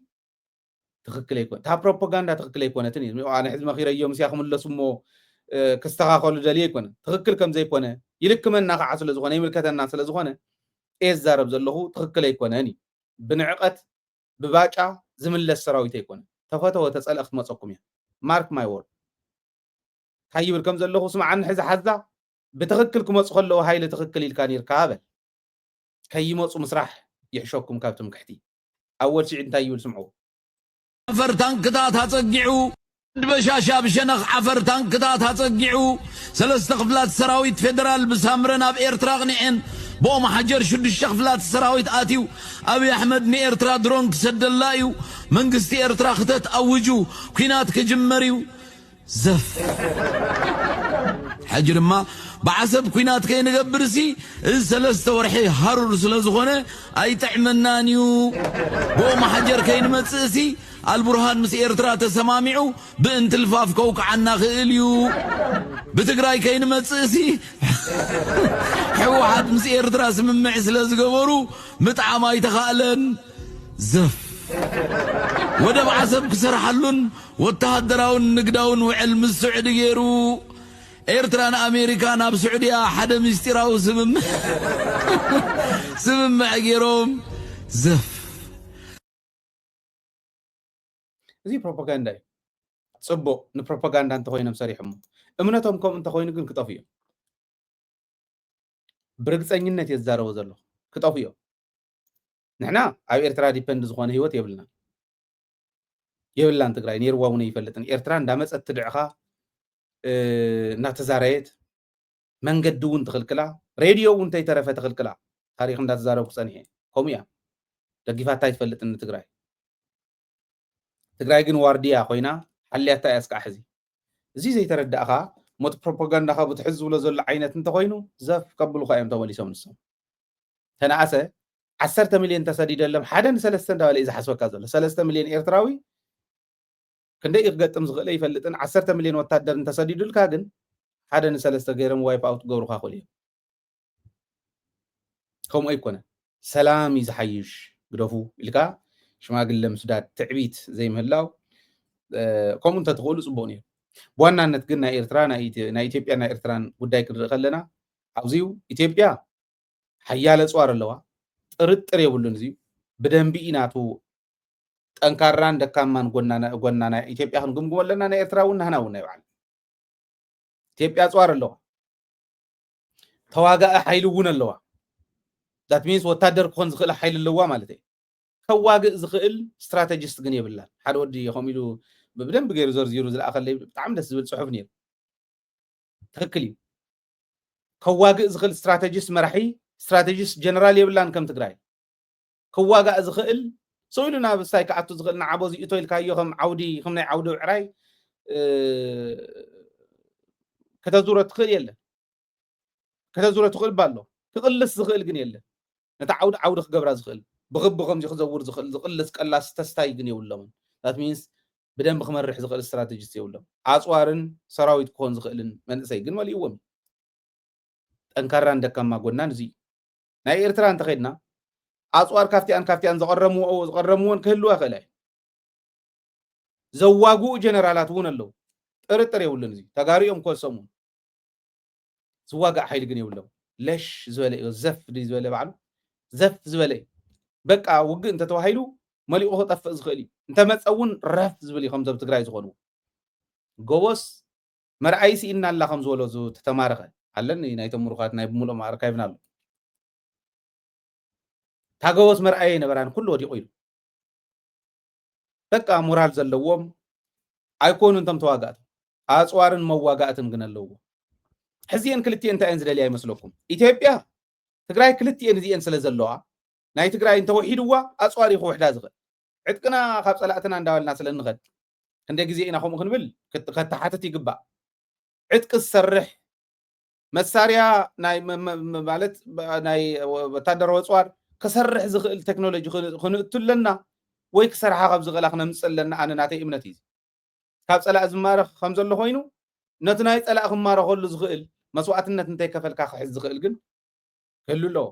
ድሮን እንዲያ ክትፃወት ኢትዮጵያ ኣብ ትግራይ ጥብ እንተቢላ ግን ጥብ ከም ትብል ክትፈልጥ ክትክእል ኣለዋ ፀረ ድሮን ዝበሃሉ ሕጂ እዮም ክኣቱ ዝኽእሉ ይእተው ሕዚ መንገዲ ሞልዩ ከምኡ እየ ዝብል ኣነ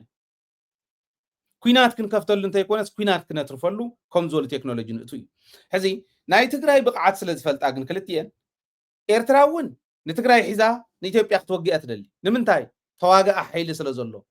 ዕላማ ዘለዎ ሓይሊ ስለ ዘሎ ኣብ ውግእ እንተኣትዩ ማንም ዘይደፍኦ ሓይሊ ስለ ዘለን ስትራቴጂስትስ እውን ስለ ዘሎ እታ ወታደራዊ መራሕቲ ትግራይ ካብ ናይ ኤርትራ ወታደራዊ መራሕቲ ዕርዮም ዝበልፁ እዮም ተደሚሮም ምስ ካሊእ መፅኦም ከይሰዓርዎም እዚዩ ሓቂ ሲልካ ሓጦ ስለዚ ኤርትራ ትግራይ ሒዛ ክትዋጋእ ትደልየሉ ተዋጋኣይ ሓይልን መዋጋእ ሓይሊ ከዓ ናብቲ ናቶም እውን ተወሳኺ ስለ ዝደልዩ ኣፅዋር ሽግረ ይክህልዋን ስዑድ ዓረብ ወይ ግብፂ ከምታት ዝበላ ዝህብኣ ኣይትስእንን ራሻ እውን ሓዊሱ ኢትዮጵያ ንትግራይ ሒዛ ንኤርትራ ክትከይድ ትደሊ መዋጊኢ ሓይሊ ስለ ዘይብላ ኣብ ትግራይ ግን ስለ ዘሎ ሕጂ እዚ ኣድቫንቴጅ ዶ ትርእዩ ረብሓ ዶ ትርእዩ ኣነ ርእየ ናይ ትግራይ ብቕዓት ናይ ትግራይ ሓይሊ ዕዳጋ ወፂኡ ማንም ርእይዎ ዘይሓልፎ ዓይነት ትሕዝቶ እዩ ዘለዋ ትግራይ ፈቴና ኣይኮናን ክልቲአን ሕጂ እቲኣ እውን ምስ ኤርትራ ይዛረቡ ኣለዉ እዩ ትብል እቲኣ እውን ምስ ኢትዮጵያ ኮይኖም ከይወግኡና ትብል ረብሓ ዘለዎ ሰራዊት ስለ ዘለና እዩ ፅኑዕ ህዝቢ ስለ ዘለና እዩ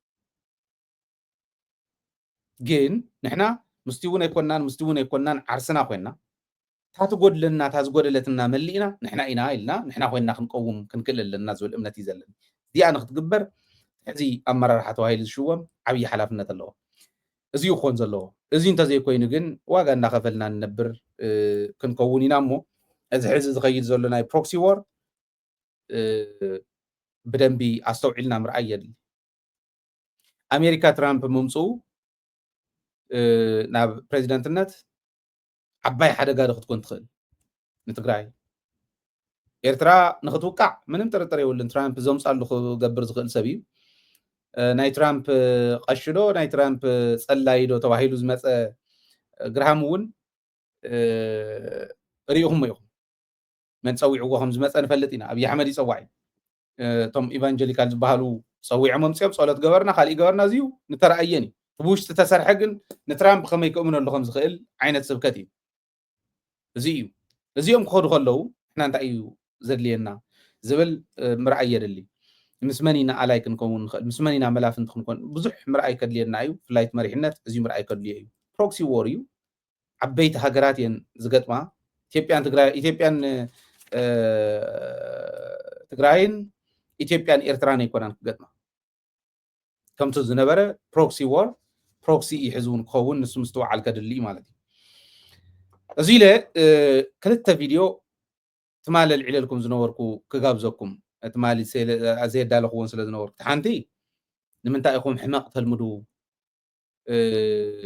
እቶም ካልኦት ባንዳነት ንኸይፈሪ ባንዳታት ክጠፍኡ ክእሉ ኣለዎ ባንዳነት ንኸይፈሪ ባንዳታት ሕጋዊ ስጉምቲ ክውሰደሎም ኣለዎ ኢለ ናይ መለስ ሓንቲ ኣነሲ ሽጋራም ትካኽ ዝጀመርኩስ ኣብ ከምዚ ዓይነት ደረጃ እንዳሃለኹ እዩ ንምንታይ ሽጋራ ዘየትክኹስ ፋራ ገሪባ ይበሃሉ ስለ ዝነበሩ ኢሉ ዘቕረባ ቪድዮ ክጋብዘኩም ሞኪረ ሽዑ ይረኸብኩዋን ሕጂ ክጋብዘኩም እዩ ሁለተኛ ደረጃ ትምህርት ቤት መጨረሻ ላይ ነው ሲጃራ ማጨስ የጀመርኩት ለምን ቢባል ስልጡኖች የምላቸው ሰዎች ሲጃራ ያጨሳሉ እኔም ወጉ ይድረሰኛልኩና ጀመርኩ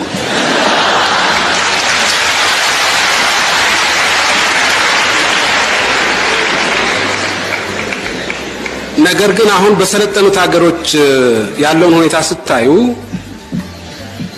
ሲጃራ የሚያጨስ ነው እንጂ ፋራ የሚባለው ገሪባ የሚባለው ሲጃራ የማያጨስ አይደለም አሁን በሰለጠኑት ሀገሮች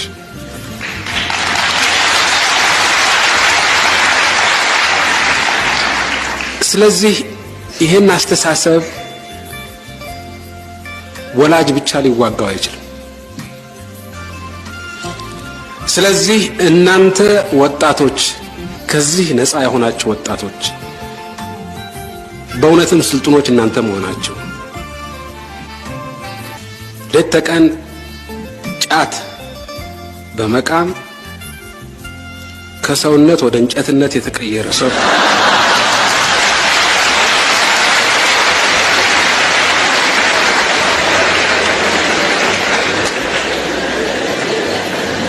ይሄ ስልጣኔ እንዳልሆነ ማሳየት መቻል አለባቸው አንደኛ ሁለተኛ በዚህ ችግር ውስጥ የገቡ ሰዎች ሰብ እንዲያሲና ዝዓዲ ናይ መለስ ክላዓል ከሎ ዘይሓስብ ሰብ ይህልን መቸም ኣነ ኩሎም ቪድዮታት ክርኢ ከለኹ ማለት እንተነኣሰ ናቱ ሒዙ ስኢሉቱ ሌጋሲ ከቕፅል ዝኽእል ሰብ ንምንታይ ተሳእነ ዝብል ሕቶ ይመፀለይ ትግራዋይ እንዲዩ ኢትዮጵያ ዝመርሕ ዋላ እንተነበረ ተነኣሰ ግን ካበያኻ ተማሂርካ እዩ ክምራሕ ዝግባእ ነይሩ ህዝባውያን ዝኾነ መራሕትን ምንታይ ሲእና ዝብል ሕቶ ምልክት እዩ ኣብ ሕልናይ ኩሉ ግዜ ኤኒዌይ ትዝበሎ እዚ ነይሩ ማለት ከባቢኦም ከበላሽው ይኽእሉ እዮም ባንዳ ኮይኑ እውን ካብቲ ናይ ካብ ሰብነት ናብ ዕንጨትነት ዝተቐየረ ዝበሎ ብጫት ብምቕሓምን ካልእን ምስኡ ዝተሓዝ ባንዳ እንተሃልዩ ሰራቕ እንተኮይኑ ንገንዘብ ዝሓድር ህዝቡ ሸይጥ እንተኮይኑ ህዝብካ ሸይጥካ ንገንዘብ ሓዲርካ ሓልፈልካ ኣሎ ዝብል ዓይነት ትምህርቲ ክወስድ ዝኽእል ወለዶ ክህሉ ክገብር ክእል እዩ እዚና ክንጥንቀቐሉ ዘለና ንዑ የቕሪበያ ነይረት ማለት እሞ ሰለስተ ኣንክዋ ሎሙ ከቕርበልኩም ኢለ ሒዘያ መፅአ ሓንቲ ዋዕሮ ከዓ ኣይዶን ኖ ብሂወት ዘላ እንተኮይና እዚኣ ዝተተቕርበለይ ደስ መበለኒ ነይሩ ስልካ እንተትፈልጥዎ انت تسدلي بتعمي دسك بلني قال حتى تخبر الله او 1980 عام مرت I think سراويت تግራي اوزي بصحنا اينا مون ملسب زولل غزي يመስلني اتناي اب عقام استصقعت قلقال اندنبعت تنبر زبحال اب استوحاللو غزي يመስلني بتاريخ كنغرنا خلو مبر نحنا اوس تاريخ زنورنا لي يكون او يመስلني تخنتات ግን انت رخيبيا حتى زدلي كمزي زوله بليح امورو زلوا وعرو نايتن وعروታት تግራي نايتن كل غزي زدنق نديታት تግራي مغلصيت انديا انا بغزاي ونلو እዩ ኣብ ገዛይ ونلو እዩ ማለት ተቃላሲ ተደሰለ ዘላትኒ ፈልጥ የተንደቀ ንስትዮ ከመይ ምዃነን ማለት እዩ ግን እስኪ ራይ ዋዚያ እንተ ሃልያ በህይወት ክትሉ ሰናይት ምኒተ እዩ እንተ ሃልያ ግን ፕሊዝ ትፈልጥዋ ስልካ ስደድለይ እዚኣ ተዓዘው ብደንቢ ተኸታተል ትግራይ ደረጃ ንግዚ ፖለቲካዊ ስልጣን ዋላ ንትከል ግን ኣብ ኢትዮጵያ ስርዓት ዘይተሃሪጹ ናይ ትግራይ ስርዓትስ ትክክለኛ መንገዲ ዘይመጽእ ትክክለኛ መንገዲ ክመጽእ ይኽእልን ምክንያቱ ሓደ ፖለቲካዊ ስልጣን እንተ ተኸይልና ንሕና እቲ ዝተኸነየ ፖለቲካዊ ስልጣን ኣብ ትግራይ ሕዚ ፖለቲካዊ ስልጣን ዓቲርና ከይንቕጽል ሕዚ ሰላም ከይንረክብ ዝዕንቅፍና ዘለው ደርግን ሰወይት ሕብረትን እዮም ደርግን ሰወይት ሕብረትን ምስ ዶምሰስና ፖለቲካዊ ስልጣን ኣብ ትግራይ ንትከል ንበል ፖለቲካዊ ስልጣን ኣብ ትግራይ እንተ ተኸይልና كم درجن سويت حرات نزورت ولا والت حيرتات سرعات تزيتهاني تدخلنا من قد تزيحي خديو يوم سلطان اندغانا او كوينات منبر سرعات كنهانت اين خيلين زلا قرب حفلت كاو سلطان ناون وحسنت زلو يخونن سلازي كساران مقناس وين موسخ وي بزحعتات المركاب زي مركاب زي كونت مقسينا فلت كاو سلطان اب تግራይ انت تخلناهم بدرجه زلا قرب حان ترغم يخحز زلو لتكلينا ترايلكا مخاط تخكل يخونن سلازي نحنا ፖለቲካዊ ስልጣን ክንተኽለሉ ንኽእል መንገዲ ንሕና ዘለቐ ረብሓ ክንረኽበሉ ንኽእል መንገዲ ፖለቲካዊ ዓይኒ ተርኢና ብኢትዮጵያ ደረጃ ህዝባዊ መንግስቲ ተተኺሉ ናይ ኢትዮጵያ ናጽነት ተረጋጊጹ ምስ ከማና ዝበሉ ውፅዓት ብሄራት እንተሓቢርና ይኸውን ከምዚ እንተኾይኑ እውን እዩ ትናተይ መገስ ከምዚ እንተኾይኑ እውን እዩ ህዝቢ ትግራይ ሰላም ረኺቡ ዘለቐ ረብሓ ዝኸይድ ኣብ ፖለቲካዊ ኩነታት ተርኢና ካሊእ እቲ ምፍንጫል ዝብል مفنجال نحنا نمرطما مفنجال كم ممارط صلنا نوليم كيدو بقش خيدانو كم ممارط ونقمطنا عينا ايلم تكم ممارط نقمط زلنا او توبيا غسغاساي منግስቱ ተተኸይልስ መማረጺ ኢልካ ዝቅመጥ ጉዳይ ይኸውንን ትርጉም ንስኹ ዘይውልን مفنجال ዝበሃል او توبيا መድሕር ሓራይ መንግስቲ ባርነት እንተኾይል ጥራሕ ካብ ባርነት ክንወጽኢልና እንገብሮ ጥራሕ ስለዝኾነ ስለዚ እቲ مفنجال መማረጺ ነቅመጥ ዘለናውን ትክክለኛ ትርጉም ሒዙ ዘይኮነ ዝኸድ ዘለስ مفنجال كابارنت مبر مفنجال كاب شقالاي مساخا محبار زبل كمص خم زي يخلي يزردا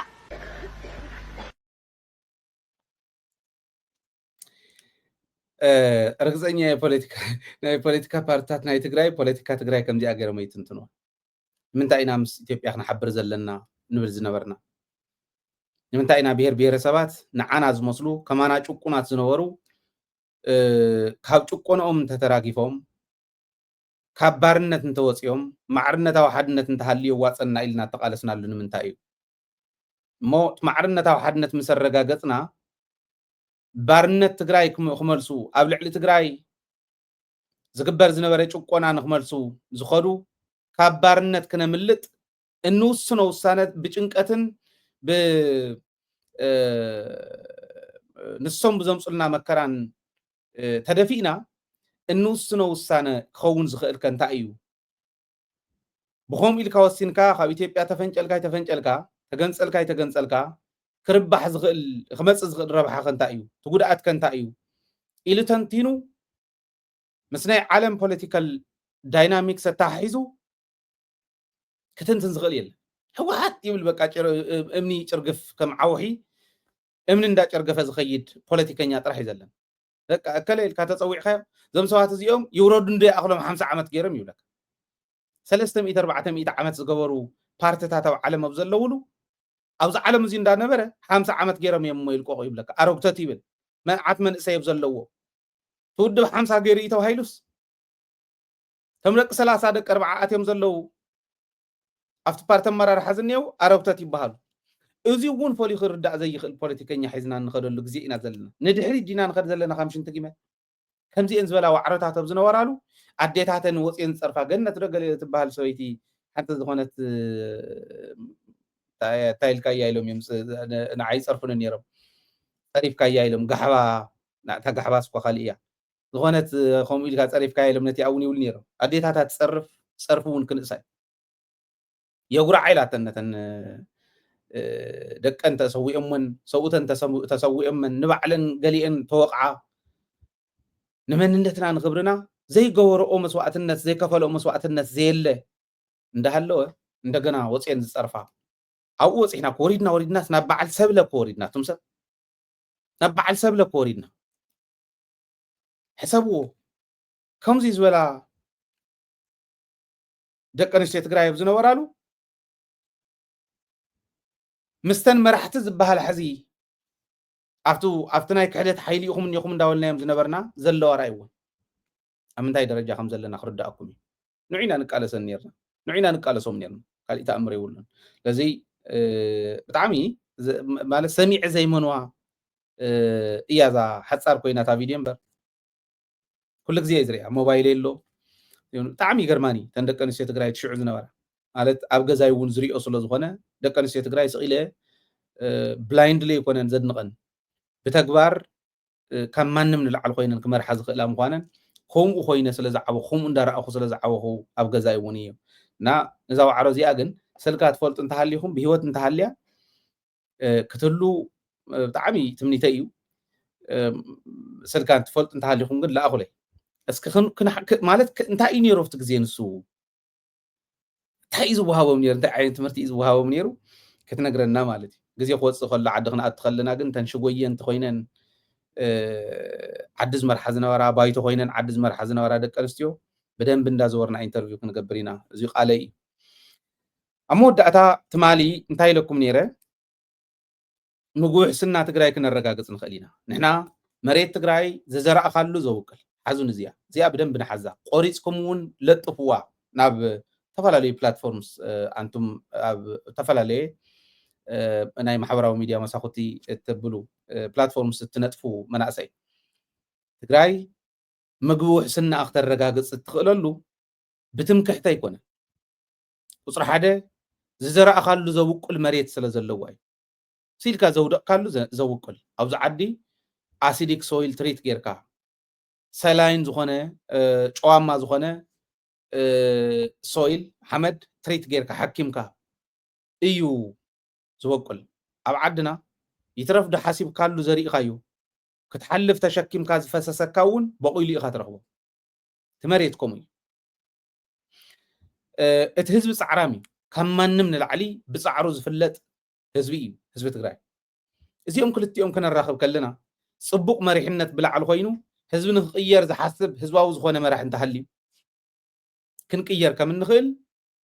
ብዙሕ መራእያታት እየ ኸሪኦኩም ደልየ ትማሊ ዝለኣኽኩም ለይ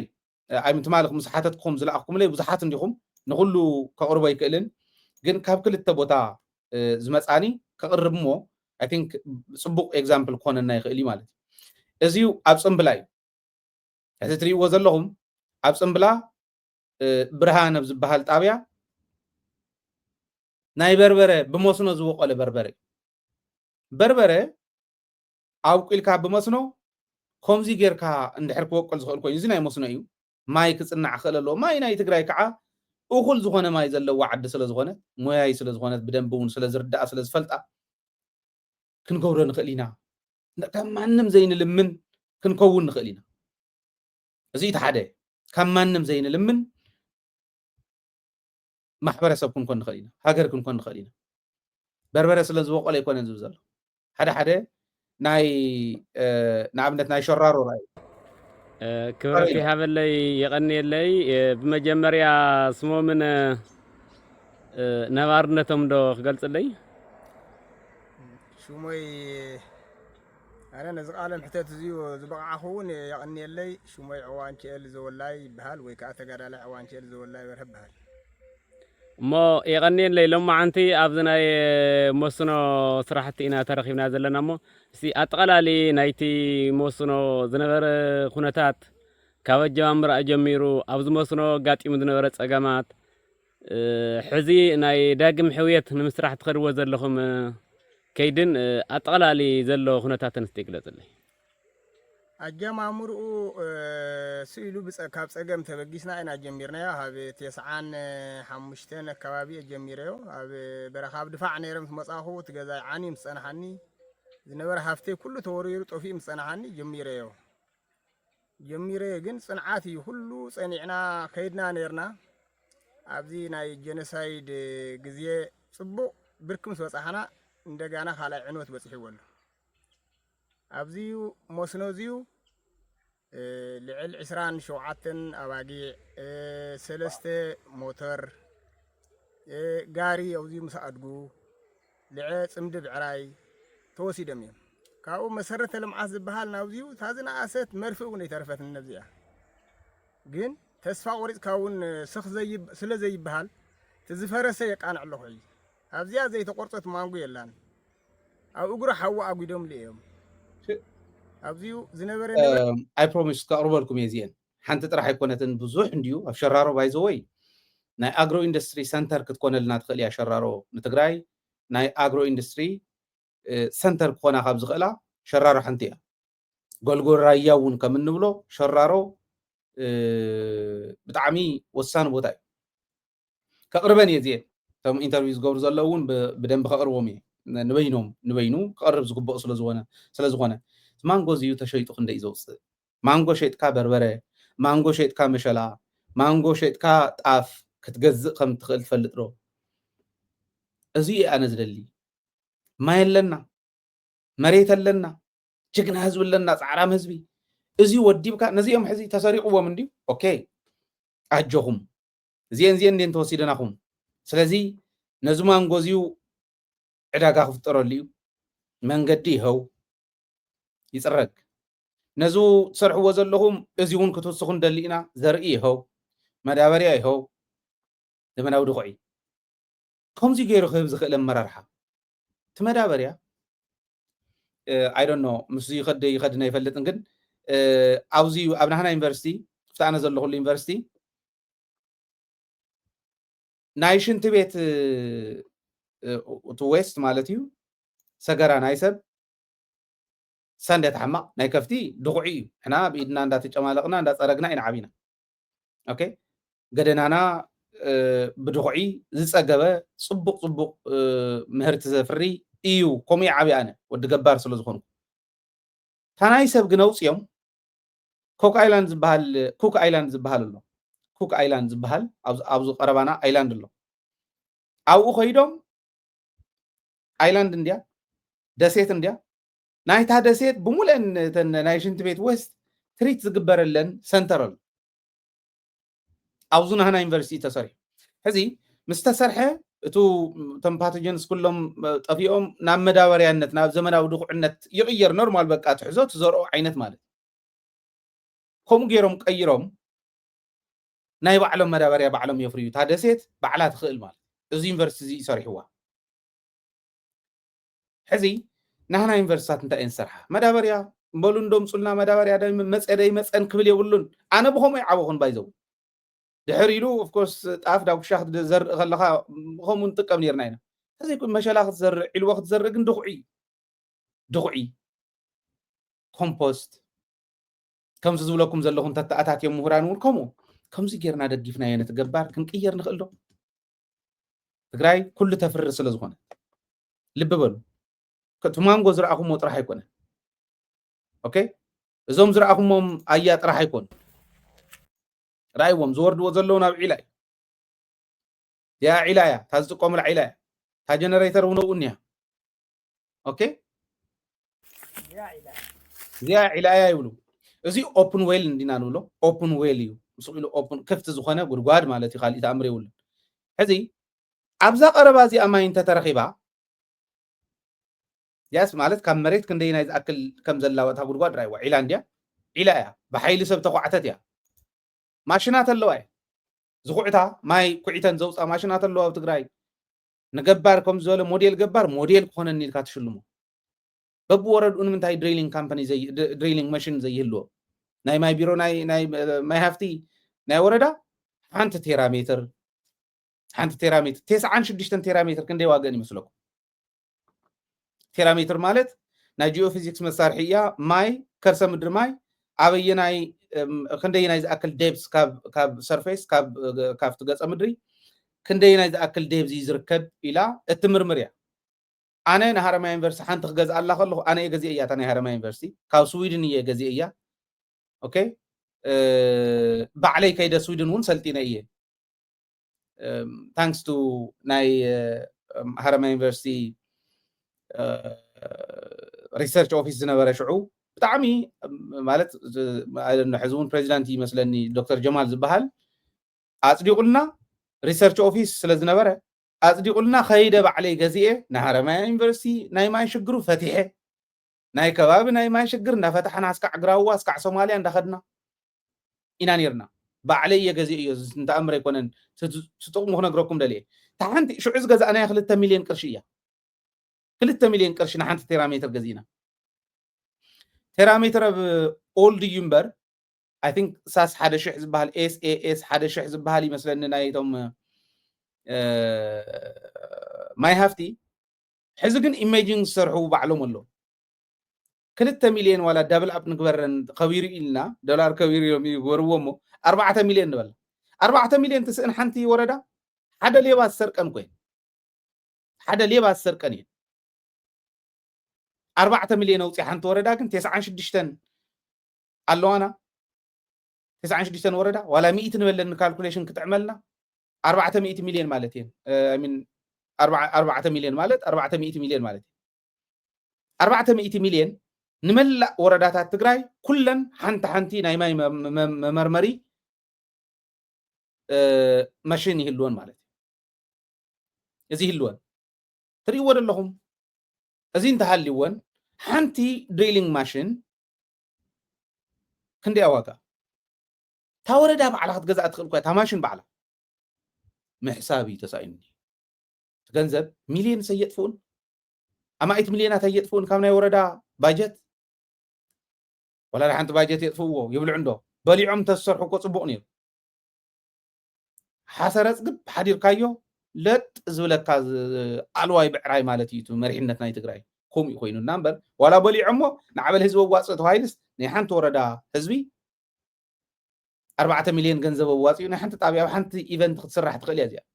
ሰብ ሃፍተው ዘለዎ ዋፅኦም ክሰርሕዋ ዝኽእሉ እዮም 4 ሰብ ሃፍቲ ናይታ ወረዳ ኣብ ርእሰ ከተማታ ወረዳ ዘለው ነጋዶ መን ሚልዮን ኣውፅኡ ተባሂሎም ክገዝእዋ ዝኽእሉ እያ ዳያስፖራ ክገዛእ ዝኽእል እዩ በብውዳቡ ናይ ማይ ጉዳያት ናይ ማይ ፕሮጀክት ዝድግፋ ትካላት ዓለም ክድግፍኦ ዝኽእላ የለን ግን እዚኣ እያ ብያትና ዘላ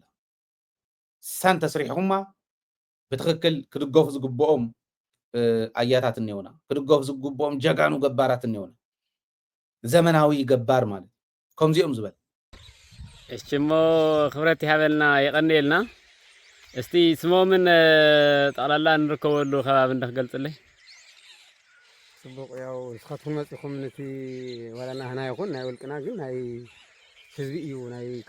ትግራይ እዩ ካብኡ ብፍሉይ ከዓ ናይ ከተማ ሽራሮ ሃፍቲ እምበር ናይ ወልቅና እውን ኣይኮነን እዚ ትሪእዎ ዘለኹም እዚ ክትብሉ ምምፃእኹም ግን ብጣዕሚ ኣነ እውን መስጊነ ግን ሽመይ ገብረት ወለ ገብርኤል ወይ ገብረት ቀሽና ተባልከ ዝፍለጥ ከተማ ሽራሮ ጣብያ ሙስየ ዝነብረሉ ንበይኑ ስለንሰርሖ እዚ እውን ክሓልፈ ይቕኒልና ነቶም ከምዚ ገይሮም ዝሰርሑ ጀጋኑ እዚ እውን ቃልሲ እዩ ባይዘወይ እዚ እውን ቃልሲ ምግቢ ውሕስና ናይ ትግራይ ንምርግጋፅ ኣበይሞ ትዝብሎ ዘለኹ ዝሰርሕ መራሒ እንደይመሃሎም በብወረዱ በብዘብኡ በብጣቢኡ ኣብ ክልል እውን ከም እመኑኒ ኣብ ሓንቲ ዓመት ክንቅይራ ንኽእል ዓዲ እያ ዘላትና ንእሽተይ ኩያታ ትግራይ ኣነ ዝሰርሓሉ ሪሰርች ኤርያ ናተይ እማ 540,000 ስኩዌር ኪሎ ሜትር 10 ዕፅፊ ናይ ትግራይ ማለት ናተይ ሪሰርች ኤርያ ሞዴሊንግ ስለ ዝኾነ ዝሰርሕ ንትግራይስ ብቐሊሉ ክነባፅሓ ንኽእል እያ ሓንቲ ወረዳስ ክንደይ ኤርያ እዩ ዘለዋ ክልተ ዝኾኑ ጂኦፊዚስት እንተሃልዮምስ ተተሰዲዶምስ ንሓንቲ ወረዳ ኣብ ክንደይ መዓልቲ እዮም ከፅንዕዋ ዝኽእሉ ኣብ ክንደይ ወርሒ ትግራይ ብምልኣ ዳታቤዝ ናይ ማይ ሃልይዋ ማያ እንዳወፀ ሪቻርጅ ኦፕቲማይዜሽን እንዳተሰርሐት ዝኣቱ እንዳብዛሕና ማለት ክንሰርሑ ንኽእል ኢና እጆኹም እየ ክብሎም ዝደሊ ነዞም ገባራት እዚኦም ሸራሮ እዚኦም እውን ካብ ሸራሮ شرارو تولى شنقرتي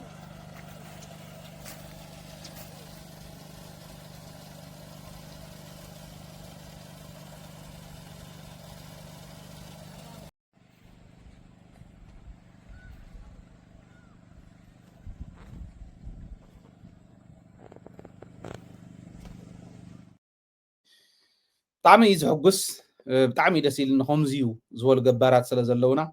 كنحجزهم كعيب من مطرطر يقول ددويت ميديا جرانا تخلت مستخيل ناي عالم تكنولوجي نختاتاتو كنحجزنا بقلي ون نجبارات تግራይ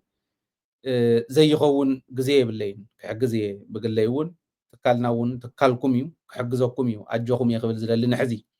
طعي مرحه قاع يفطر لكم تعدي يفطر الله كمزي كمتو حزولو زلهو ناوسده كم زولو سبات الناس سمعه تكنولوجي خطأتات ولون دقن زلون وشتن زلون دحاتته جبارو حجيزو باك بوننا هلوننا عند حق هلوننا زخنا جبارنا حجيزو خيد زغل مرحي يفتر الله تعدي وكالزغل تانا يشرارو جن قال بزاته هو مسارات كقرباي نبينا بتعم سفح قصر زلو فيديون فوتون قالت لازم مصنا كنقربوينا اب كالوقت كباب زلخم كوم سددلنا كنقربو تمكرون اللواوط تمكرون اللواوط طم محبرسبنا تاي سلا زغونه يشرارو عينت حمل سلا زلو ويو كما يزولنا ماي هافت سلا زلو يخم زغبر زلو اب كالي زلخو خم خغبر يخل دزبل كنري كنمكرينا كنقربوينا نلو مگن بزيهم زازم سلام ساهم سلام عوتن كعمس جنا حزبنا خوانتم نيتايو غراي تعوا